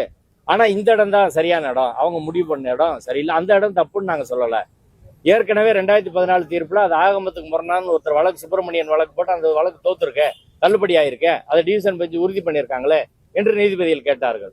அதற்கு நாங்க ஆகமம்னு சொல்லலை, ஆகமன்ற ஸ்டாண்டே நாங்க இந்த கேஸ்ல எடுக்கல, நாங்க இந்த கேஸ்ல எடுக்கிறது தீபத்தூண் அப்படின்னு சொன்னாங்க. இப்ப மொத்தமாக நீதிபதியில் கேட்ட பல்வேறு கேள்விகளுக்கு ஒரு தெளிவான விளக்கத்தை வந்து நீதிமன்றத்தில் மனுதாரர் தரப்பு முன்வைக்கல. மனுதாரர் தரப்பு என்ன சொன்னாங்கன்னா, இது சர்வே ஸ்டோன் சொல்றாங்க, இன்னொரு பக்கம் சமணர் ஸ்டோன் சொல்றாங்க, கிரானைட் ஸ்டோன் சொல்றாங்க, அவங்களே மாறி மாறி ஸ்டாண்ட் எடுக்கிறாங்க என்ற வாதத்தை முன்வைத்தார்கள். பல்வேறு இடங்கள்ல உள்ள ஸ்டோன் உள்ள பிக்சர்லாம் நீதிமன்றத்தில் வந்து அவர்கள் சமர்ப்பித்திருக்கிறார்கள். இது அவர்கள் தரப்பு வாதமாக இருந்தது. குறிப்பா 1923 தீர்ப்பு கிளியரா இருக்கு, 1996 தீர்ப்பு கிளியரா இருக்கு, மற்றபடி ரெஸ்டியூடி கேட்டாலாம் கிடையாது, முன் தீர்ப்பு தடை எதுவும் இல்லை என்ற வாதத்தை அவர்கள் முன்வைத்தார்கள். அதற்கு பிறகு வக்ஃபோர்டு தரப்புல அந்த இடம் மறுபடியும் நாங்க சொல்றோம், அந்த தூண் இருக்கக்கூடிய இடம் எங்கள் சொத்துல தான் இருக்கு, வக்ஃபோர்டு நாங்க அதற்கான டாக்குமெண்ட் வச்சிருக்கோம் என்று வக்ஃபோர்டு தரப்புல சொன்னாங்க. இப்ப நீதிபதி அவர்கள் திரும்ப இன்னைக்கு அவங்ககிட்ட கேட்டாங்க, மனுதார் தரப்புல வக்ஃபோர்டுல இருந்து சொல்றாங்க அமைதியான முறையில் பேசி அதை தீர்த்துக்கலான்றதுக்கு என்ன சொல்றீங்க அப்படின்னு. அதற்கு அவர்கள் ஒத்துக்கொள்ளவில்லை. அமைதியான முறையில் பேசி தீர்ப்பது என்பது அது சாத்தியம் கிடையாது, அது காலம் கடந்துருச்சு, இனிமே அமைதியான முறையில் பேசுவதற்கான வாய்ப்புன்றது கிடையாது, இது ஒரு டாக்டிஸா அவங்க டிலே பண்றதுக்காக பயன்படுத்துறாங்க, அதனால சமாதான பேச்சுவார்த்தை அப்படின்றதுக்கு எங்களுக்கு உடன்பாடு இல்லை என்பதை நீதிமன்றத்தில் நேரடியாக தெரிவித்து விட்டார்கள். இறுதியாக வக்ஃபோர்ட்டையும் மூத்த நீதிபதி திரு ஜெயச்சந்திரன் அவர்கள் அதை சொன்னாரு, அவங்க சமாதானத்துக்கு இல்லைன்னு சொன்ன பிறகு நீங்க அதை சொல்றதுல ஒன்றும் பாயிண்ட் கிடையாது அப்படின்னு. இறுதியாக அனைத்து சாதி அர்ச்சகர் மாணவர் சங்கம் சார்பாக நான் வாதிட்டு சில ஆவணங்களை நீதிமன்றத்திலே சமர்ப்பித்தோம். குறிப்பாக மனுதார் தரப்பு ராம ரவிக்குமார் தரப்பு சில நீதிமன்ற தீர்ப்புகளை வந்து அவர்கள் சொன்ன முறையில் சரியா இல்லை, ஃபேக்டை சரியா பிரசன்ட் பண்ணல, இன்கரெக்டா இருக்கு என்பதை நாங்கள் நீதிமன்றத்திலே சுட்டி காட்டினோம். 2 விஷயம். ஒன்று, 2014 நீதிபதி வேணுகோபால் தீர்ப்புல நீதிபதி வேணுகோபால் அவர்கள் தீர்ப்பில் 1996 தீர்ப்பையே சொல்லல. மூத்த நீதிபதி திரு ஜெயச்சந்திரன் அவர்கள் என்ன கேட்டார்னா, 2014 இந்த பிரச்சனை வந்து மலை உச்சியில ஏத்தணும்னு சொல்லி முடிவாயிருக்கு, நீதிமன்றம் டிஸ்மிஸ் பண்ணியிருக்கு, டிவிஷன் பெஞ்ச் அதை உறுதி செய்திருக்கிற போது நீங்க எப்படி திரும்ப ரெஸ்டியூடி கேட்டா வருமே, எப்படி முன் தீர்ப்பு தடை வருமேன்னு கேட்டாரு.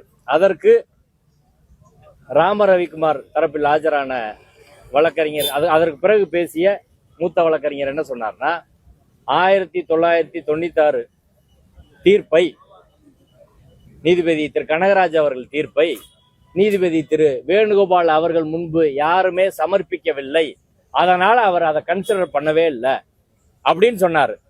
இது தவறான வாதம், நீதிமன்றத்தில் தவறான தவறுகளை சொல்வது என்ற அடிப்படையில் நான் அதற்கு பிறகு ரிப்ளை பேசுற போது அதை எடுத்து என்ன அங்க சொல்லப்பட்டிருக்கு அப்படின்றத நான் நீதிமன்றத்தில் சொன்னேன்.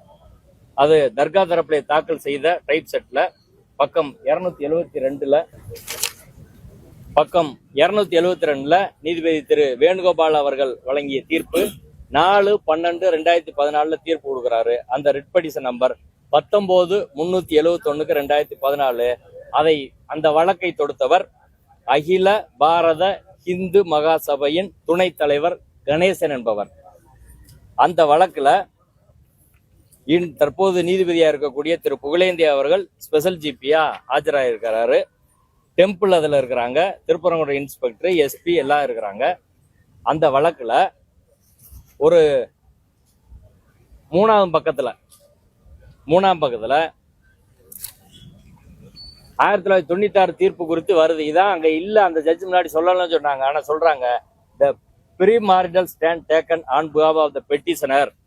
இந்து மகாசபையோட கணேசன் அவர்கள் நீதிமன்றத்தில் என்ன சொல்றாருன்னா, is that the order of this court dated 21/11/1996 in WP 1888/4 of 1994 1996 தீர்ப்பு between Hindu Bhakta Jnana Sabai State Committee represented by its President Tyagarajan versus the Union of India and 8 others has not been given effect to by the respondents.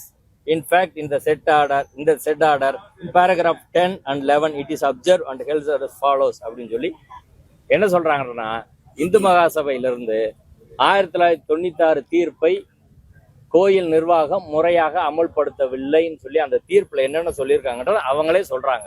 ஆனா நீதிமன்றத்தில் இவங்க என்ன சொல்றாங்கன்னா, இந்த தீர்ப்பே அந்த நீதிபதி கொடுத்துருந்தா அவர் மாத்தி எழுதியிருப்பாரு, அதனால ரெஸ்டிகேட்டா வராது, முன் தீர்ப்பு தடை வராதுன்றாங்க.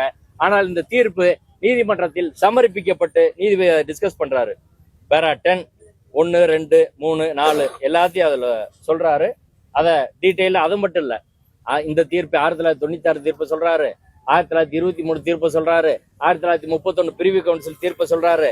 இதையெல்லாம் சொல்லிவிட்டு நீதிபதி அவர்கள் என்ன சொல்றாங்கன்னா, இறுதியாக பேரா 28ல in this connection it is not out of place for this court to make a significant mention that it is represented on behalf of the respondents number 1 and 2 that the temple administration alone will light Deepam on the top of the mandapam of Uchipullayar temple on the eve of Magadibam festival in Tirupurangundram Murugan temple. கோயிலோட consistent stand என்னன்னா, உச்சிப்பிள்ளையார் கோயில் மண்டபத்தில், உச்சிப்பிள்ளையார் கோயில் தீபத்தூணில் கோயில் நிர்வாகம் சார்பிலே தீபம் ஏற்றுவதுதான் கோயிலோட பாரம்பரிய தொடர் வழக்கம் என்பதை அவர்கள் சொல்லி இருக்கிறார். அதை ரெக்கார்ட் பண்ணியிருக்காங்க.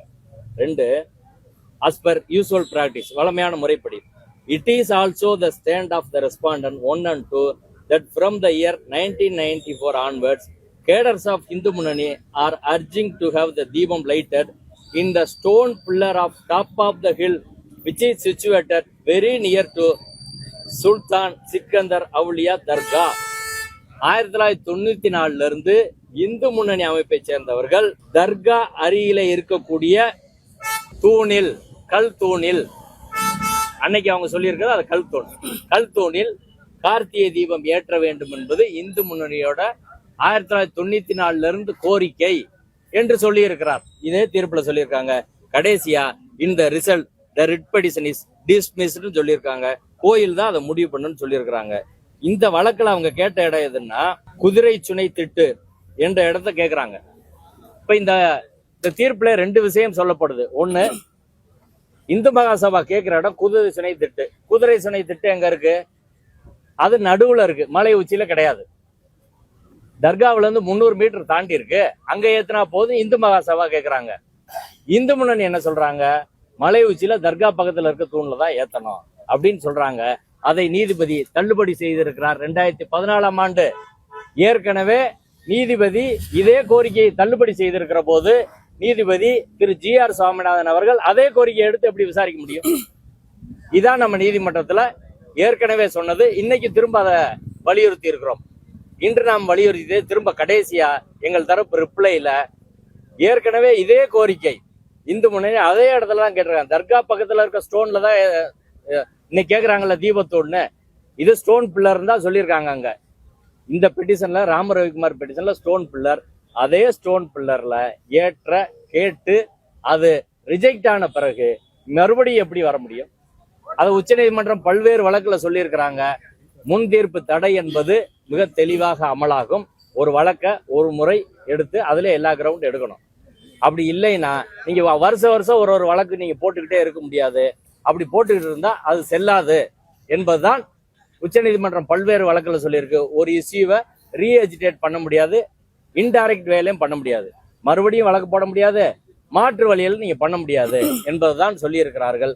அதை உயர் நீதிமன்ற இரு நீதிபதிகளுக்கு நாம் சொல்லி இருக்கிறோம். இந்து முன்னணி எடுத்த நிலைப்பாடை நீதிமன்றத்தில் நாங்கள் சொன்னோம். 1996 தீர்ப்பு எங்களுக்கு சாதகம், 1996 தீர்ப்பு எங்களுக்கு சாதகமா இருக்கு என்று சொல்லி கொண்டிருக்கிறார்கள். 1996 தீர்ப்பு என்பது இந்து முன்னணியிலிருந்து வெளியே வந்தவர், அவங்க சொல்றாங்க வெளியேற்றப்பட்டவர், அவங்க தொடுத்த வழக்கு, தியாகராஜன் என்பவர் தொடுத்த வழக்கு. அதுல இந்து முன்னணியோட தலைவர் ராமகோபாலன் அவர்கள் 7வது எதிர்மனுதாரராக சேர்க்கப்பட்டிருக்கிறார்.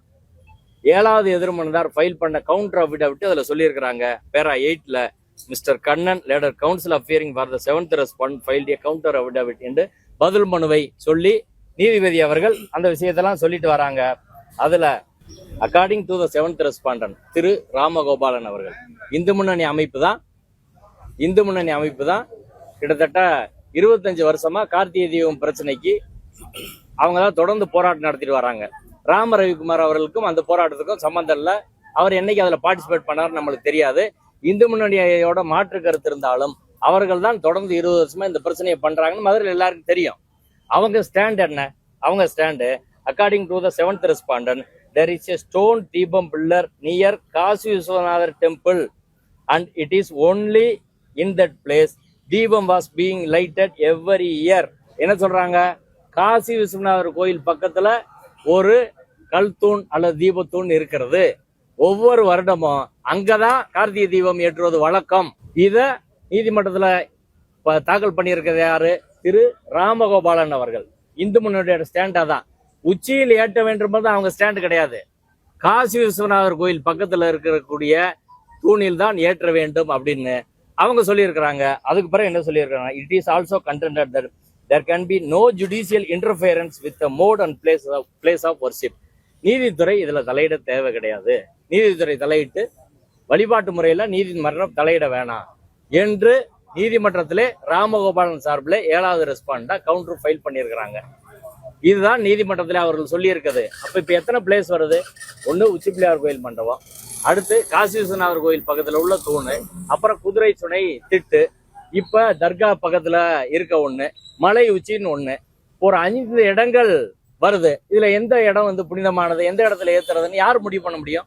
நாளைக்கு இன்னொரு பக்தர் வருவாரு, இந்த இடத்துல வேணாம் இன்னொரு இடம் தள்ளி ஏத்துங்க அப்படின்னு சொன்னா அது கேட்க முடியுமா? அது கேட்க முடியாது. அப்ப நீதிமன்றத்திலே பல்வேறு நிலைப்பாடுகள் 1996 இருந்து எடுக்கப்படுது என்பதை இன்று நீதிமன்றத்திலே நாங்கள் சுட்டிக்காட்டினோம். இறுதியாக நீதிமன்றத்திலே நாங்கள் ஒரு டைப் செட் தாக்கல் பண்ணோம். அந்த டைப் செட்ல 2 விஷயம் குறிப்பிடப்பட்டு இருக்கிறது. அந்த 2 விஷயம் என்னன்னா, அதாவது இந்திய சர்வே துறை 1899 வெளியிட்ட ஆவணம். அந்த ஆவணத்துல name of station or point அப்படின்றதுல டிஸ்கிரிப்ஷன் கொடுத்துருக்காங்க, டிஸ்ட்ரிக்ட் கொடுத்துருக்காங்க, latitude, longitude, height of station எல்லாமே சொல்லியிருக்கிறாங்க.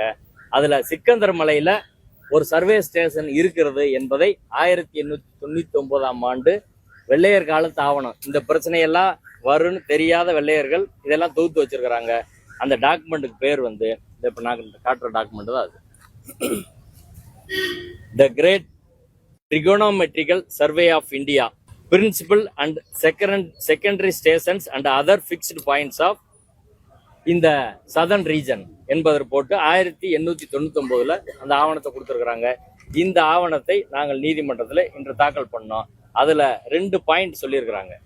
எந்த இடம்? 2 இடம். ஒன்னு, name of the station or point district, Madurai டிஸ்ட்ரிக்ட்ல சிக்கந்தர் மலை நம்பர் 1, சிக்கந்தர் மலை நம்பர் 2. சிக்கந்தர் மலை நம்பர் 1ல என்ன சொல்லியிருக்காங்கன்னா, an isolated rocky hill about 550 to 600 feet high and on the high road from Madura to Sevalpatti. இப்படி அந்த இடத்தை பத்தியான டிஸ்கிரிப்ஷன் எல்லாம் north east of the town of Thirumangalam taluk Madura, Thirumangalam taluk Madura, இதெல்லாம் சொல்லிட்டாங்க. The station is marked by a circle and dot engraved on the rock towards the northwest side of the summit and about 50 yards of the mosque on the top of the hill 1871. இது height எவ்வளவு இருக்குன்னா 1052 அடி ஃபீட்ல உயரத்துல mask பக்கத்துல 1871 ஒரு survey station இருக்குது அப்படின்றத இன்னைக்கு நாங்கள் நீதிமன்றத்தில் கொடுத்துருக்குறோம். ரெண்டாவது ஸ்டேஷன் எங்கன்னா on a well known rocky hill about 53 yards in Sikandar Malai. The station is marked nearly in the center of the platform of the mosque on the summit of the hill.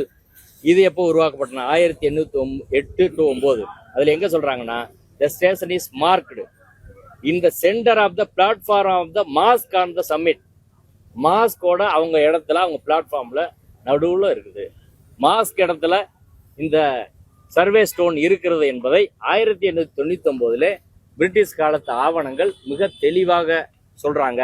இதை நாங்கள் இன்றைய தினம் நீதிமன்றத்திலே கொடுத்திருக்கிறோம். அடுத்து அவங்க மட்டும் இல்ல, நமது ஒன்றிய அரசு 2022 அப்துல் ஜப்பார் என்பவர் ஒரு ஆர்டிஐல மனு கேட்க சொல்றாரு. இதான் அவர் அனுப்புற மனு. அதுல திருப்பரங்குன்றம் மலை மேல் உள்ள சிக்கந்தர் தர்காவின் மலை உச்சியில் சர்வே ஆஃப் இந்தியா இண்டஸ்ட்ரி எஸ்டேட்டின் சர்வே ஜிடி ஸ்டேஷன் நிறுவப்பட்ட தகவல் தந்து உதவுமாறு கேட்கிறேன்னு சொல்லி 3 தகவல் கேட்கிறாரு. அதுல 2 தகவல் ஜிடி ஸ்டேஷன் எந்த ஆண்டு நிறுவப்பட்டது, எத்தனை ஜிடி ஸ்டேஷன் உள்ள அந்த மேப் கொடுங்கன்னு கேட்கிறாரு. இதற்கு survey of India, government of இந்தியாவோட சர்வே ஆஃப் இந்தியா அவர்கள் தரப்புல இருந்து பழனிமுத்து என்பவர் ஆபீசர் சர்வேயர், அவர் 21 மார்ச் 2022 தகவல் கொடுக்கிறாரு. அவர் எங்க இருந்து தகவல் எடுக்கிறார்? Information received from GNRP Dehradun is given below. டேராடூன்ல உள்ள சர்வே டிபார்ட்மெண்ட்ல இருந்து இந்த ஆவணங்களை வாங்கி உங்கள்கிட்ட கொடுக்குறோன்னு சொல்லி 2 தகவல் சொல்றாங்க. முதல் தகவலுக்கு hill stations were established in the year 1809 and 1871 as per records. 2 number of hill station are there as per records. 1808-9 ஒரு ஹில் ஸ்டேஷன் உருவாக்கப்பட்டது, சர்வே ஸ்டேஷன். அடுத்து 871 உருவாக்கப்பட்டது. 2 அங்க இருக்கு என்று 2022 இன்றைய ஒன்றிய அரசின் சார்பில் இந்த தகவல் கொடுக்கப்பட்டு இருக்கிறது. இப்போ வெள்ளையர் காலத்துல கொடுத்த தகவலும் இன்னைக்கு கொடுத்த தகவலும் ஒன்னா இருக்குது. இப்போ அது சர்வே ஸ்டோன் தான் என்பதற்கான கிளியரான ஆதாரங்கள் இருக்கு. இதை இன்று நீதிமன்றத்திலே நாங்கள் முன்வைத்தோம். அப்போது நீதிபதி அவர்கள் இப்போ சர்வே ஸ்டோன் அப்படின்றத கவர்மெண்டே இதுவரை கிளியரா சொல்லாத போது நீங்க எப்படி சொல்றீங்க என்று கேட்டார். இப்போ நான் அதுக்கு என்ன பதில் சொன்னேன்னா, அதாவது கோயில் தரப்புல மூத்த வழக்கறிஞர் மாசிலாமணி அவர்கள் ஆஜரானார். அவங்க 3 ஸ்டாண்ட் எடுத்திருக்கிறாங்க. 1 கிரானைட் ஸ்டோன், இன்னொன்னு சர்வே ஸ்டோன். ஒருபோதும் அது கார்த்திகை தீபத்தூண் இல்லைன்னு சொல்லிட்டாங்க முத நாள்ல. 2வது நாள் பேசிய மூத்த வழக்கறிஞர் ஜோதி அவர்கள் என்ன சொல்றாருன்னா, அது சமணர் காலத்து தூணாக இருக்கலாம் அப்படின்னு சொல்றாங்க. இப்ப டெம்பிள் 3 ஸ்டாண்ட் எடுத்திருக்கிறாங்க. அவங்க எடுத்த ஒரு ஸ்டாண்டு எழுத்துப்பூர்வமாக ரிட்டன் நோட்ஸா நீதிமன்றத்திலே ஃபைல் பண்ணியிருக்கிறாங்க. அந்த ஃபைல் பண்ண நோட்ஸ்ல திரு மூத்த வழக்கறிஞர் மாசிலாமணி அவர்கள் அதை வாசிச்சே காட்டினாரு. அது ஒன்னு கிரானைட் ஸ்டோன் அல்லது சர்வே ஸ்டோன், ஆனா தீபத்தூண் கிடையாது அப்படின்றது ஸ்டேட் அதை எழுத்துப்பூர்வமா எடுத்திருக்கிறாங்க. அவர்கள் எடுத்த நிலையிலிருந்து அதுக்கு சப்போர்ட்டா நாங்க கொடுக்குறோம். கவர்மெண்ட் இதுவரை கொடுக்கல, எனவே கொடுக்குறோம்னு சொல்லி முடிச்சாச்சு இன்னைக்கு எங்கள் வாதங்களை. தமிழக அரசின் தலைமை வழக்கறிஞர் திரு PS ராமன் அவர்கள் 2 நீதிபதிகள் முன்பாக ஆஜராகி தமிழக அரசின் சார்பில் தமிழக அரசின் கோயிலின் நிலைப்பாட்டை தெளிவாக முன்வைத்து ராமரவிக்குமார் தரப்பு வாதங்களுக்கு தெளிவான விளக்கங்களை முன்வைத்தார். முதலில் அவர் தொடங்கும் போதே, நான் தான் தமிழக அரசின் தலைமை சட்ட அதிகாரி, நான் சொல்றதுதான் நீதிமன்றம் இறுதி வார்த்தையாக எடுத்துக்கொள்ள வேண்டும். நான் ஃபர்ஸ்ட் பேசின பிறகு நிறைய பேர் பேசியிருக்கிறாங்க, ஆனால் அவையெல்லாம் பைண்டிங் கிடையாது. நான் சொல்றதுதான் ஃபைனல் வேர்டு. எனவே நான் இன்னைக்கு சொல்றது ஏற்கனவே நான் சொல்லியிருக்கிறதா நீதிமன்றம் கணக்கில் கொள்ள வேண்டும் என்று முதல் விஷயமாக தமிழக அரசின் சார்பில், கோயில் சார்பில், எல்லாத்து சார்பில் நாங்கள் பதிவு செய்தது என்னவென்றால் அப்படின்னு சொல்லி, முதல் விஷயம் தீபத்தூண் தொடர்பான வாதங்களை முன்வைத்தார்.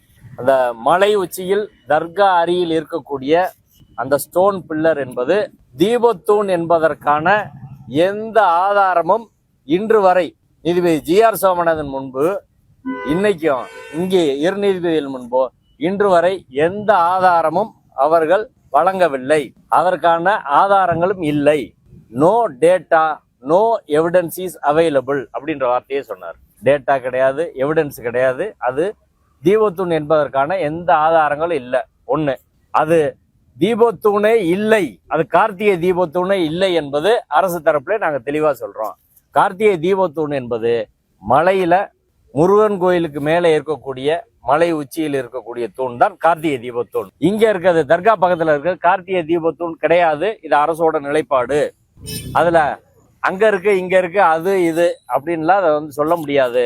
எனவே ஒரே ஒரு தீபத்தூண் தான் மலையில இருக்கு. அந்த தீபத்தூண் உச்சி பிள்ளையார் கோயில் பக்கத்துல இருக்குது அப்படின்னு சொன்னார். அடுத்து இது சமணரோட இடமா சமணரோட தூணா அப்படின்ற வாதம் எல்லாம் இரண்டாம் பட்சமானது. நாங்க முதல்ல சொல்றோம் இது தீபத்தூண் கிடையாது, அவ்வளவுதான். சமணர் அப்படின்றதெல்லாம் இரண்டாம் பட்சமான வாதங்கள். முதல் வாதமா நாங்க சொல்றோம் அவங்க எவிடன்ஸ் கொடுக்கல, தீபத்தூண் இல்லை என்பதை மிக தெளிவாக நீதிமன்றத்திலே முன்வைத்தார். ரெண்டாவது, சமணர்னு சொல்றத ஒன்றும் நான் எதுக்கல. அதே சமயம் இதான் அரசோட ஸ்டாண்டு அப்படின்றத கிளியர் பண்ணாரு. அரசு சொந்தமாக எந்த முடிவையும் நாங்க அப்படி திணிக்கல, இதா அதான் அப்படின்னு சொல்லல. எங்க ஸ்டாண்டு அது தீபத்தூண் என்பதற்கான ஆதாரம் இல்லை. நாங்க சொந்தமா ஒரு ஸ்டாண்டு வந்து வச்சுக்கலாம், ஆளாளுக்கு ஒன்னு பேசலாம். அரசோட நிலைப்பாடு இதான். ரெண்டாவது, ஏற்கனவே 1993 சர்வே டிபார்ட்மெண்ட்டும் ரெவன்யூ டிபார்ட்மெண்ட்டும் அந்த ஸ்டோன் பில்லர் இங்க சுத்தி பல்வேறு இடங்கள்ல திருநெல்வேலியில எல்லா இடங்கள்ல இருக்கக்கூடிய தூண்களை வந்து ஆராய்ச்சி பண்ணி ரிப்போர்ட் இருக்கு அப்படின்னு சொன்னாரு. அடுத்து தூணோட ஆர்ஜின் என்ன, ஹிஸ்டரி என்ன, அது துவக்கம் என்ன, வரலாறு என்ன, எவ்வளவு காலமா இருக்கு, எப்படி இருக்கு அப்படின்றதுக்கான எந்த ஆதாரமும் அவர்களால் கொடுக்கப்படவில்லை. அது தீபத்தூண் தானா அல்லது வந்து அங்க தீபம் ஏற்றப்பட்டதா, எப்ப அந்த தூண் அங்க வச்சாங்க, அது தீபத்தூண் தானா, தீபம் ஏற்றப்பட்டதா, எப்ப அங்க வச்சாங்க இப்படின்ற எந்த ஆதாரத்தையும், எப்ப இருந்து அந்த தூண் இருக்கு என்பதற்கான எந்த ஆதாரமும் யாராலும் வழங்கப்படவில்லை அப்படின்றது ரெண்டாவது பாயிண்டா வச்சாங்க. மூன்றாவதாக 1923 ஆண்டு தீர்ப்பில் 1923 ஆண்டு சார்பு நீதிமன்ற நீதிபதி ராமையர் அவர்களின் தீர்ப்பில் மிக தெளிவான ஒரு ஃபைண்டிங்ஸ் இருக்கு. அந்த ஃபைண்டிங்ஸ்ல ராமையர் அவர்கள் எல்லா தரப்பு வழக்கறிஞரும் அழைத்து சென்று கவர்மெண்ட் தரப்பு, தர்கா தரப்பு, கோயில் தரப்பு எல்லாரையும் அழைச்சிட்டு போய் மேல பார்வையிட்டு மொத்த மலையும் பார்த்துட்டு அந்த தீர்ப்புல அவர் எழுதுறாரு, நான் போய் நேரடியா பார்த்தேன், மலை உச்சி வரை போய் பார்த்தேன், எல்லாவற்றையும் சொல்லிவிட்டு அவர் சொல்றதை இன்னைக்கு ஏஜி அவர்கள் நீதிமன்றத்தில் சொன்னாரு. த ஒன்லி ஸ்ட்ரக்சர் இஸ் தர்கா, no other religious structure is there. தர்கா மட்டும்தான் இந்த மலை உச்சியில, தர்கா இருக்கக்கூடிய மலை உச்சியில தர்கா மட்டும்தான் இருக்கிறது, வேறு எந்த மத சின்னங்களும் அங்கு இல்லை என்பதை அவர் பதிவு செய்திருக்கிறார். பேரா நம்பர் 42 1923 தீர்ப்புல. ரெண்டாவது, அதுல இன்னொரு முக்கியமான விஷயத்தை சார்பு நீதிமன்ற நீதிபதி ராமையர் அவர்கள் பதிவு செய்ததை ஏஜி அவர்கள் சொன்னார். The only sacred place is the mask.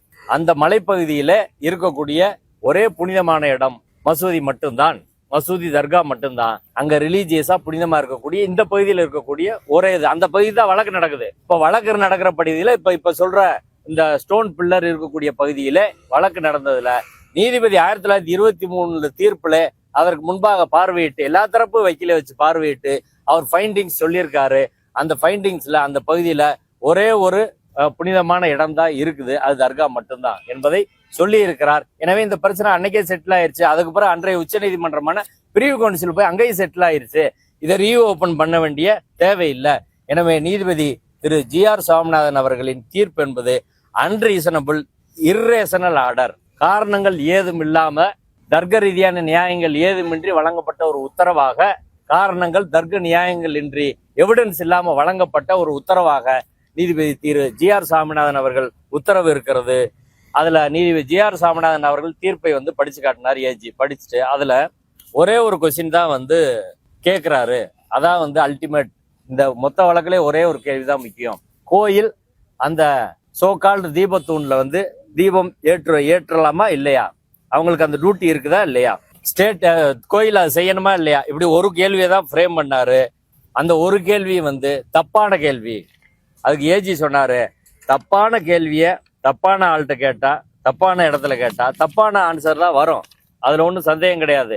இந்த கேள்வி என்பது தவறானது. கேள்வியை நீங்க தவறா ஃப்ரேம் பண்ணீங்கன்னா, ராங் கொஸ்டின் நீங்க ஃப்ரேம் பண்ணா, ராங் பர்சன்ட்ட கேட்டா ராங் ஆன்சர் தான் வரும், அதுல ஒன்றும் சந்தேகம் கிடையாது. உங்க கேள்வி ஃப்ரேம் பண்ணதே தப்பு. அந்த கேள்வியில கோயிலோட ஆப்ளிகேஷன் என்ன, கோயிலுக்கு டியூட்டி இருக்கா அப்படின்னா அப்படி ஒண்ணுமே கிடையாது. கோயிலோட டியூட்டி செக்ஷன் 28 படி கஸ்டமை பாதுகாக்கிறது, பழக்கம் வழக்கம் கோயில் மரபை பாதுகாக்கிறது, ஆகமத்தை பாதுகாக்கிறது, செக்ஷன் 28 எங்களுக்கு அதைத்தான் சொல்லுது. அதைத்தான் நாங்கள் உச்சி பிள்ளையார் கோயிலில் ஏற்றுறோம். அப்போ கோயிலோட டியூட்டின்றது உச்சி பிள்ளையார் கோயிலில் ஏற்றுறதான். அதை மாற்றி நீதிமன்றம் சொல்ல முடியாது. அது எங்களுக்கு ஆப்ளிகேஷன் கிடையாது, அது எங்கள் டியூட்டி கிடையாது. எனவே கோயிலோட டியூட்டி இதுவான்னு அவர் கேள்வியை ஃப்ரேம் பண்ணது அடிப்படையில் தவறானது. ரெண்டாவது, ஒவ்வொரு பக்தரும் ஒவ்வொரு பக்தருக்கும் ஒரு திருவிழாவில் பங்கேற்கிற மற்ற நிகழ்வுகள் பங்கேற்கிற உரிமை இருக்கு என்று நீதிபதி ஜி.ஆர். சாமிநாதன் அவர்கள் அவர் தீர்ப்பில் சொல்லியிருக்கிறாரு. இது வழக்கமான யூசுவல் ஃபெஸ்டிவல் கிடையாது. இது யூசுவல் ஃபெஸ்டிவல் கிடையாது. வருடத்துக்கு ஒரு முறை நடக்கக்கூடிய கார்த்திகை தீபம் திருவிழா. அதுல எல்லாரையும் நாங்கள் அனுமதிக்க முடியாது. எல்லா இடங்களையும் திருவண்ணாமலையில எப்படி நடத்துறாங்க அது எனக்கு கிளியரா தெரியாது. அதுல எவ்வளவு பேர் போறாங்க அப்படின்னு தெரியாது. நாங்க இங்கே உச்சி பிள்ளையார் கோயிலை பொறுத்தவரை சில குறிப்பான நபர்கள் மட்டுமே அங்க தீபம் ஏற்ற முடியும். எல்லாரையும் நாங்க அனுப்ப முடியாது. ஒருவேளை அப்படி ஒரு சூழல் வந்தால் கோயில் நிர்வாகம், மாவட்ட நிர்வாகம், காவல்துறை எல்லாரும் உட்கார்ந்து பேசிதான் அது முடிவு பண்ண முடியுமே தவிர அது ஒரு சிவில் ரைட்டு, எல்லாருக்கும் அந்த பக்தர்களுக்கு உரிமை இருக்கு என்று நீதிமன்றம் சொல்ல முடியாது. எங்க சொல்ல முடியாதுன்னா ஆர்டிகல் 226 சொல்ல முடியாது. ஆர்டிகல் 226 அதை சொல்வதற்கான அதிகாரம் என்பது நீதிமன்றத்துக்கு கிடையாது. அடுத்து இது தமிழரோட பண்பாடு அப்படின்னு சொல்லி நீதிபதி அவர்கள் சொல்கிறார். அடுத்து வெளியில இருந்து ஆக்கிரமிச்சுட்டாங்க அப்படின்னு சொல்லி தீர்ப்புல சில வரிகளை சொல்றான். இதுக்கெல்லாம் ப்ளீடிங்ஸே கிடையாது. யாருமே இதை சொல்லல, எந்த பெட்டிஷன்லயும் சொல்லல. மனுதார் ராமரவிக்கோன் கூட யாருமே இதை சொல்லாத போது நீதிபதியா அவர் எங்க இருந்து எடுத்து சொல்றாரு என்று சொல்லிவிட்டு தான் ராங்கா கொஸ்டின், தவறான ஒரு கேள்வியை தவறான ஆள்டம் வச்சால் தவறான ஆன்சர் தான் வரும். அப்ப கேள்வியை சரியா ஃப்ரேம் பண்ணும். அடுத்து ஈஓவுக்கு ஜூரிஸ்டிக்ஷன் இருக்கா இல்லையா அப்படின்னா ஈஓவுக்கு ஜூரிஸ்டிக்ஷன் கிடையாது. அங்க டெம்பிளோட மேனேஜ்மெண்ட், கோயிலோட அறங்காவலர் குழுவுக்கு தான் அதிகாரம் இருக்கிறது. அறங்காவலர் குழு போர்டு தான் அதை டிசைட் பண்ணணும்.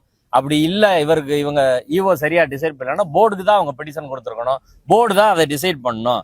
ரெண்டாவது, எல்லாமே எமோஷன் அடிப்படையில நேற்று அதற்கு முன்தினம் எல்லாம் எமோஷன் அடிப்படையில் நீதிமன்றத்தில் பேசுறாங்க. அது இல்லை விஷயம். இங்க சட்ட ரீதியான விஷயங்கள் மட்டும்தான் பேசப்படணும். அந்த சட்ட ரீதியான விஷயங்கள் இது ஹெச்ஆர்என்சி ஆக்ட் படி இந்த கோரிக்கை, அவர் ராமரவிக்குமாரின் கோரிக்கை என்பது சரியா இல்லையா என்றால் அது சட்டப்படியான விஷயங்கள் தான் பேசணும். அதுல பாண்டி கோயில் வழக்கை ஏஜி அவர்கள் சுட்டிக்காட்டினார். பாண்டி கோயில்ல இதே போல ஒரு கஸ்டம் தொடர்பாக ஒரு எனக்கு மரியாதை இல்லை, எங்களுக்கு அங்க ரைட் இருக்கு அப்படின்ற வழக்கு தொடர்பாக உயர் நீதிமன்றத்தில் இதே நீதிபதி திரு ஜெயச்சந்திரன் அவர்கள் இங்க அவர்கள் முன்பாக வழக்கு வந்திருக்கிறது. அந்த வழக்குல நீங்க உங்கள் உரிமை தொடர்பாக, அதாவது கஸ்டம், பழக்கம், வழக்கம் இப்படியான விஷயங்கள் தொடர்பாக நீங்க பாண்டி கோயில் என்பதும் எல்லா கோயிலும் ஹெச்ஆர்என்சி சட்டத்துக்கு உட்பட்டது. ஹெச்ஆர்என்சி ஆக்ட்ல உங்களுக்கான ரெமடி என்ன இருக்குன்னா நீங்க சிவில் கோர்ட்டுக்கு அதுக்கு போக முடியாது. ஹெச்ஆர்என்சி ஆக்ட்ல செக்ஷன் 63E நீங்க உங்க கஸ்டம்னா ஹெச்ஆர்என்சி ஜேசி முன்னாடி தான் நீங்க போகணும். அதை இதே நீதிமன்றத்தில் இருக்கக்கூடிய இப்போது வழக்கை விசாரித்து வரக்கூடிய நீதிபதி திரு ஜெயச்சந்திரன் அவர்கள் நீங்க தீர்ப்பு சொல்லியிருக்கிறீங்க என்று அவருடைய தீர்ப்பை அவருக்கு வாய்ச்சி காட்டினாரு. எதிர்த்தரப்பு வழக்கறிஞர்கள் இது உச்ச நீதிமன்றம் போய் அது ரிவர்ஸ் ஆயிருக்கு அப்படின்னு சொல்லி அதையும் வழக்கறிஞர் ஆனந்தவல்லி அவர்கள் சொன்னார்கள். அதற்கு பிறகு நீதிபதி அவர்கள் என்ன கேட்டார்னா, அந்த நான் சொன்ன போர்ஷன் ரிவர்ஸ் ஆயிருக்கா இல்ல ஈஓ நியமனம் மட்டும் ரிவர்ஸ் ஆயிருக்குன்னா ஈஓ நியமனம் மட்டும்தான் ரிவர்ஸ் ஆயிருக்கு ஒழிய இதை சிவில் கோர்ட்டில் அல்ல, நீங்கள் ஜேசி முன்னாடி தான் தீர்த்துக்கறணும் என்று சொன்ன விஷயம் என்பது ரிவர்ஸ் ஆகல. அது சுப்ரீம் கோர்ட்ல சரியா தான் வந்திருக்குன்னு திரும்பவும் ஏஜி அந்த தீர்ப்பையும் படித்து காட்டினார். அடுத்து ஹெச்ஆர்என்சி சட்டத்துல ஒரு பக்தருக்கான உரிமை, அவருக்கான உரிமை என்பது 4 டயர்ல பாதுகாப்பு இருக்கு. நீங்க போர்டுக்கு போகலாம், அடுத்து ஜேசிட்ட போகலாம், அடுத்து கமிஷனர்கிட்ட போகலாம், அடுத்து ஹைகோர்ட்டுக்கு வரலாம். இப்படி பல்வேறு விதங்கள்ல உரிமைகள் பாதுகாக்கப்பட்டு இருக்கிறது. எனவே ஏற்கனவே நீங்க கேட்டீங்க நீதிமன்றத்துல இருந்து இப்ப ஜேசி தான் கரெக்டான ஆபீசர் தீர்மானிக்கிறதுக்கு அப்படின்னா ஜேசிட்ட திரும்ப அனுப்புனா ஜேசி அதை விசாரிச்சு முடிவு பண்ணுவாரா அப்படின்னா முடிவு பண்ண நாங்கள் தயாராக தான் இருக்கிறோம். அந்த ஸ்டாண்ட்ல எங்களுக்கு மாற்றம் கிடையாது. ரெண்டாவது, இதுல நேற்று அவர்கள் வைத்த வாதத்தின் போது இமிடியட்டா லா அண்ட் ஆர்டர் பெரிய லெவலில் பிரச்சனை இருக்கு, அதனால நாங்க முடிவெடுக்க முடியல என்று அரசு தரப்பிலே சொல்கிறார்கள். அது தவறானது. அப்படி ஒன்றும் அங்க இல்லைன்னு அவங்க சொன்னாங்க. அவர் ஸ்ரீராம் மூத்த வழக்கறிஞர் அவர்கள் அந்த கருத்தை முன்வைத்தார்கள். ஆனால் ஈஓ அவர் மனுவை பரிசீலிக்கிற போது எந்த இடத்துல லா அண்ட் ஆர்டர் வார்த்தையை சொல்ல, கோயிலோட பழக்கம், வழக்கம், கஷ்டம், மரபு இதுபடி உச்சிப்பிள்ளையார் கோயில தான் ஏற்ற முடியும், வேற இடத்த கேட்க முடியாது என்பதைத்தான் நாங்கள் சொல்லியிருக்கிறோமே, ஈஓ சொல்லியிருக்காரே தவிர ஈஓவோட ராம ரவிக்குமார் அவர்களின் பெட்டிஷன்ல ஈவோ அதுக்கு பதில் கொடுத்திருக்காரு. அந்த பதில தான் சேலஞ்ச் பண்ணி வழக்கு போட்டிருக்காங்க. அந்த பதிலில் எந்த இடத்துலயும் லேண்ட் ஆறனால பிரச்சனை அப்படின்றத நாங்க சொல்லல. அதுக்கப்புறம் இந்த ரிட்டு மெயின்டெனபிள் ஆகுமா அப்படின்னா ரிட் எல்லாம் மெயின்டெனபிள் ஆகும், ஆனா அது பிரச்சனை இல்லை. ஆனா எங்க பிரச்சனை வருதுன்னா சில விஷயத்துக்கு ரிட்டு மெயின்டெனபிள் ஆகாது. உதாரணத்துக்கு பிரசிடென்ட்டுக்கு எதிராக, குடியரசுத் தலைவருக்கு எதிராக போட முடியாது, கவர்னருக்கு எதிராக போட முடியாது, எலெக்ஷன் டிஸ்பியூட்ல போட முடியாது, 2 தனி நபர்களுக்கு இடையான டிஸ்பியூட்ல போட முடியாது. மற்ற எல்லா விஷயத்துக்கும் ரிட்டு வரும். அதனால ரிட்டு வராதுன்னா நாங்க சொல்ல, ரிட்டு வரும். எங்க இந்த வழக்குல எங்க பிரச்சனை வருது அப்படின்னா ரெஸ் ஜுடிகேட்டா என்பது வருகிறது. ரெஸ் ஜுடிகேட்டான்னா முன் தீர்ப்பு தடை என்பது இந்த வழக்குக்கு பொருந்தக்கூடியதாக இருக்கிறது. எந்த முன் தீர்ப்பு தடை? 1996 தீர்ப்புல, ஜஸ்டிஸ் கனகராஜ் தீர்ப்புல ஒரு இடத்தை கேட்குறாங்க. அதுல தியாகராஜன் என்பவர் கேட்ட இடம் குதிரை சுனை அருகில கார்த்திகை தீபம் ஏத்தணும் அப்படின்னு ஏற்கனவே முடிவு பண்ணியிருக்கிறாங்க அப்படின்னு அந்த வழக்குல அவர் சொல்றாரு. இந்து முன்னணி சார்பில் அந்த வழக்குல காசி விஸ்வநாதர் கோயில் பக்கத்துல இருக்கக்கூடிய தூண்ல ஏத்தணும் அப்படின்னு அதுல சொல்றாங்க. அந்த வழக்குல கடைசியா நீதிமன்றம் என்ன சொல்லுச்சு? 1996 தீர்ப்புல நீதிமன்றம் சொன்னது என்னன்னா, பக்தர்கள் ஆளாளுக்கு ஒரு கோரிக்கை வைக்கலாம், ஆனால் அதை முடிவெடுக்க வேண்டியது கோயில் நிர்வாகம் தான் என்று சொல்லி, கோயில் நிர்வாகம் HRNC உயர் அதிகாரிகளோடு கலந்து கொண்டு அதை முடிவு பண்ணணும். ஒரு பக்தர் ஒரு பெட்டிஷன் கொடுத்தா அந்த இடத்துல ஏத்தலாமா இல்லையா என்பதை முடிவு செய்ய வேண்டிய அதிகாரம் அந்த தீர்ப்புல 1996 தீர்ப்புல கோயில் நிர்வாகத்திற்கும் HRNC உயர் அதிகாரிகளுக்கும் வழங்கப்பட்டிருக்கிறது. அதைத்தான் சட்டமும் வலியுறுத்துகிறது. எனவே அதன்படிதான் செஞ்சிருக்கிறாங்களே ஒழிய மற்றபடி 1996 தீர்ப்புக்கு முரணாக எதுவுமே செய்யவில்லை. அந்த தீர்ப்பு நீதிபதி திரு GR சாமிநாதன் அவர்கள் வழங்கிய தீர்ப்புக்கு முன் தீர்ப்பு தடையாக இருக்கிறது. ஏற்கனவே ஒரு இடத்துல கேட்டு அந்த இடம் 2 இடம் அந்த வழக்குல சொல்றாங்க. 2 இடமும் நீதிபதி நிராகரிச்சுட்டு கோயில் நிர்வாகம் முடிவு பண்ணு சொன்ன பிறகு அதுக்கு பிறகு 2014 ஒருத்தர் வழக்கு போறாரு, அதுவும் நிராகரிக்கப்படுகிறது.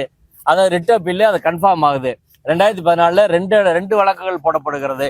2 வழக்கும் ரிஜெக்ட் ஆகி 2017 2 ரிட் அப்பீல் வழக்கம் வருது. அப்ப அதுல ரெஸ் ஜுடிகேட்டா என்பது எந்த இடத்துல இருக்கு அப்படின்னு ஏஜி சொன்னார்னா, ரெஸ் ஜுடிகேட்டா என்பது இந்த இடத்துல ஏத்துங்க, அந்த இடத்துல ஏத்துங்க, இந்த இடத்துல மாத்தி ஏத்துங்க என்பது முன்தீர்ப்பு தடை. வழக்கு ஃபைல் பண்றதுக்கு முன்தீர்ப்பு தடை கிடையாது. எந்த இடம் என்பதற்கு முன்தீர்ப்பு தடை இருக்கிறது. இடம் தொடர்பாக HRNC தான், இந்து சமய அறநிலையத்துறையும் கோயில் நிர்வாகம் தான் தீர்மானிக்க வேண்டும் என்பது 1996 தீர்ப்பு.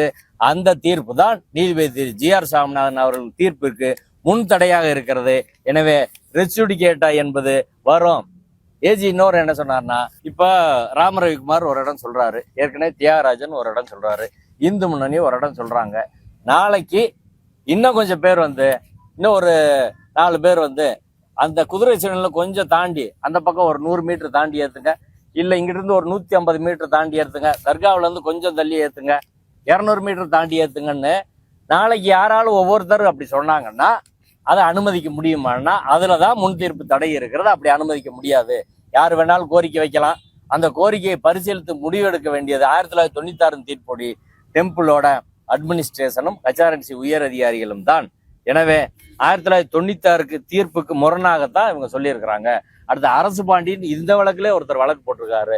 அந்த அரசு பாண்டி என்ன சொல்றாருன்னா, இந்த இடத்தை மாற்றக்கூடாது, கோயிலோட பழக்கம் வழக்கம் மரபு பல நூற்றாண்டு மரபின்படி இந்த உச்சிப்பிள்ளையார் கோயில மாற்றக்கூடாதுன்னு அரசு பாண்டி வழக்கு போட்டிருக்கிறாரு. அப்ப இந்த வழக்குல 2-3 இடங்கள் கேட்கப்படுகிறது. எந்த இடத்த நாங்க முடிவு பண்ண முடியும்? அப்படி முடிவு பண்ண முடியாது.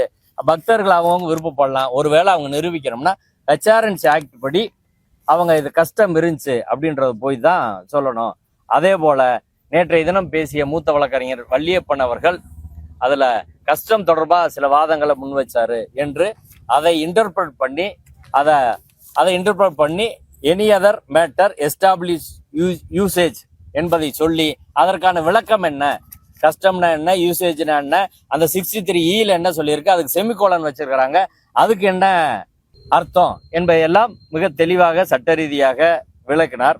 சில தீர்ப்புகளை உச்சநீதிமன்ற தீர்ப்பு 2016 SECல இருக்கக்கூடிய தீர்ப்பு, அதற்கு பிறகு திரு நீதிபதி M சுந்தர் அவர்கள் வழங்கி இருக்கிற ஒரு தீர்ப்பு, இப்படி எல்லா தீர்ப்பையும் சொல்லி இறுதியாக இது நீதிபதி திரு GR சாமிநாதன் அவர்கள் முன்பான வழக்கு. ஒன்று எங்க உரிமை அப்படின்றாங்க, இன்னொன்று கஸ்டமரி ரைட் எங்க பழக்க வழக்கம் அப்படின்னு சொல்றாங்க.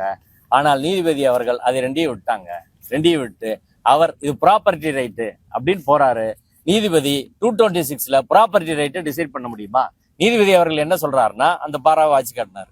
அதாவது இது பழக்கம் வழக்கம் அப்படின்றதெல்லாம் அதுக்கான அது ஒரு பக்கம் இருக்கட்டும். இந்த இடம் கோயிலுக்கு சொந்தம். ஏன்னா அங்க காம்பவுண்ட் பண்ணிட்டாங்க. அதுக்கு மேல உள்ள பகுதி கோயிலுக்கு சொந்தம். கோயிலுக்கு சொந்தமான இடத்தில் சொத்தை பாதுகாப்பதற்காக நீங்கள் கார்த்திகை தீபம் ஏற்ற வேண்டும் என்று நீதிபதி அவர்கள் சொல்லி இருக்கிறார். கஸ்டமரி ரைட்டை ஆர்டிகல் 226ல ப்ராப்பர்ட்டி ரைட்டா நீதிபதி அவர்கள் மாற்றுவதற்கான அதிகாரம் என்பது 226ல கிடையாது. ப்ராப்பர்ட்டி ரைட் கிடையாது. கோயில் எங்கேயுமே எங்க ப்ராப்பர்ட்டிக்கு எங்க சொத்துக்கு ஆபத்து வந்துருச்சுன்னு அப்படி சொல்லல. அவங்க வழக்கம் போடல, இவங்களும் சொல்லல. ராமரவிக்குமாரோ வேற மனுதாரர்களோ யாருமே இது ப்ராப்பர்ட்டி ரைட்டு அப்படின்றத சொல்லல. நீதிபதியா இவங்க சொன்ன ரைட்டை என்ன பிரேயர்ல கேட்கறாங்க, ப்ளீடிங்ஸ்ல என்ன கேட்கறாங்களோ, என்ன பிரேயர்ல கேட்கறாங்களோ, எல்லா ரிட் பெட்டிஷன்ல யாருமே ப்ராப்பர்ட்டி ரைட்டுன்னு சொல்லல. ஆனால் நீதிபதி அவர்கள் அதை கன்வெர்ட் பண்றாரு. கன்வெர்ட் பண்ணி அது ப்ராப்பர்ட்டி ரைட்டுன்னு கொண்டு வராரு. அப்படி கொண்டு வர்றதுக்கான அதிகாரம் உயர்நீதிமன்ற நீதிபதிக்கு இல்லை என்ற வாதத்தை ஏஜி அவர்கள் தெளிவாக முன்வைத்தார். இறுதியாக வழக்கறிஞர் லஜபதி ராய் அவர்கள் இந்த ஏற்கனவே ஆடுகோழி வெட்டக்கூடாது என்ற வழக்கில் 3 நீதிபதிகள் அமர்வு தீர்ப்பு கொடுத்திருக்கிறது. அந்த 3 நீதிபதிகள் அமர்வில் இந்திய அரசின் தொல்லியல் துறை வந்து ஒரு வாதங்களை முன் வச்சாங்க. அதுல திருப்பரங்குன்றம் மலை இருக்கக்கூடிய 172.2 ஏக்கரும் மொத்தமும் ஆர்கியாலஜி டிபார்ட்மெண்ட்டுக்கு தான் சொந்தம். அதற்காக 2 நோட்டிபிகேஷன் போட்டிருக்கோம். ஆர்கியாலஜி டிபார்ட்மெண்ட்டோட இந்திய அரசின் தொல்லியல் துறை அனுமதி இல்லாமல் நீங்க ஆடுகோழியோ வேற எந்த நடவடிக்கையோ அங்க வெட்டக்கூடாது, ஆடுகோழி வெட்டக்கூடாது, எந்த நடவடிக்கையும் செய்யக்கூடாது என்று அந்த வழக்கில் ஸ்டாண்ட் எடுத்தாங்க. அதை நீதிபதி அவர்கள் உறுதி செய்து ஆர்கியாலஜிகள் தொல்லியல் துறையின் சட்டப்படி நீங்க ஆடுகோழி வெட்ட முடியாது என்று நீதிபதி திரு விஜயகுமார் அவர்கள் தீர்ப்பு சொல்லியிருக்காங்க. ஏற்கனவே நீதிபதி ஸ்ரீமதி அவர்கள் சொன்னாங்க. 3 நீதிபதியில் 2 நீதிபதிகள் சொல்லியிருக்காங்க. இந்த 2 பெஞ்சும் அந்த 3 நீதிபதிகள் தீர்ப்புக்கு லார்ஜர் பெஞ்சு கட்டுப்பட்டதுதான். ஆனால் இந்த வழக்கில் இந்திய அரசின் தொல்லியல் துறை பார்ட்டியாக நீதிபதி திரு GR சாமிநாதன் அவர்களால் சேர்க்கப்பட்டும் நீதிபதி GR சாமிநாதன் முன்பாக வந்து தொல்லியல் துறை எந்த வாதத்தையும் வைக்கல, போயிட்டாங்க, எதுவுமே சொல்லல. இங்க அப்பீல்லையும் அவங்க பார்ட்டியா இருக்கிறாங்க. நீதிமன்றமும் பலமுறை கேட்டு விட்டது. நீதிமன்றம் பலமுறை கேட்டு கூட இந்திய அரசின் தொல்லியல் துறை தனது தரப்பு என்பதை இன்று வரை நீதிமன்றத்திலே சொல்லவில்லை. எனவே தர்கா தரப்புக்கு ஒண்ணுன்னா எல்லாருக்கும் அதான், மொத்த மலையும் தொல்லியல் துறைக்கு சொந்தம்னா எல்லாருக்கும் அது பொருந்துமா இல்லையா? ஏன் தொல்லியல் துறை அந்த வாதத்தை நீதிமன்றத்தில் சொல்ல மாட்டாங்க? சிங்கிள் ஜட்ஜிட்டே வரமாட்டாங்க, இங்கேயும் வரமாட்டாங்க. அந்த வழக்குல தர்கா அந்த பிரச்சனை ஆடுகோழி பிரச்சனைக்கு மட்டும் வேகமா சொன்னாங்க, இங்க ஏன் சொல்லல? அவர்கள் நிலைப்பாடு இதுவரை என்னவென்றே தெரியவில்லை என்ற வாதத்தை வழக்கறிஞர் லஜபதி ராய் அவர்கள் முன்வைத்தார். எங்கள் தரப்புல அனைத்து சாதி அர்ச்சகர் மாணவர் சங்க தரப்புல நாங்க ரிட்டனா சப்மிஷன் நீதிமன்றத்திலே கொடுத்துட்டோம். நாளை காலையிலக்குள்ள மற்ற எல்லாரும் கொடுத்துருங்க என்று சொல்லி இந்த வழக்கு என்பது தீர்ப்புக்காக ஒத்தி வைக்கப்பட்டது.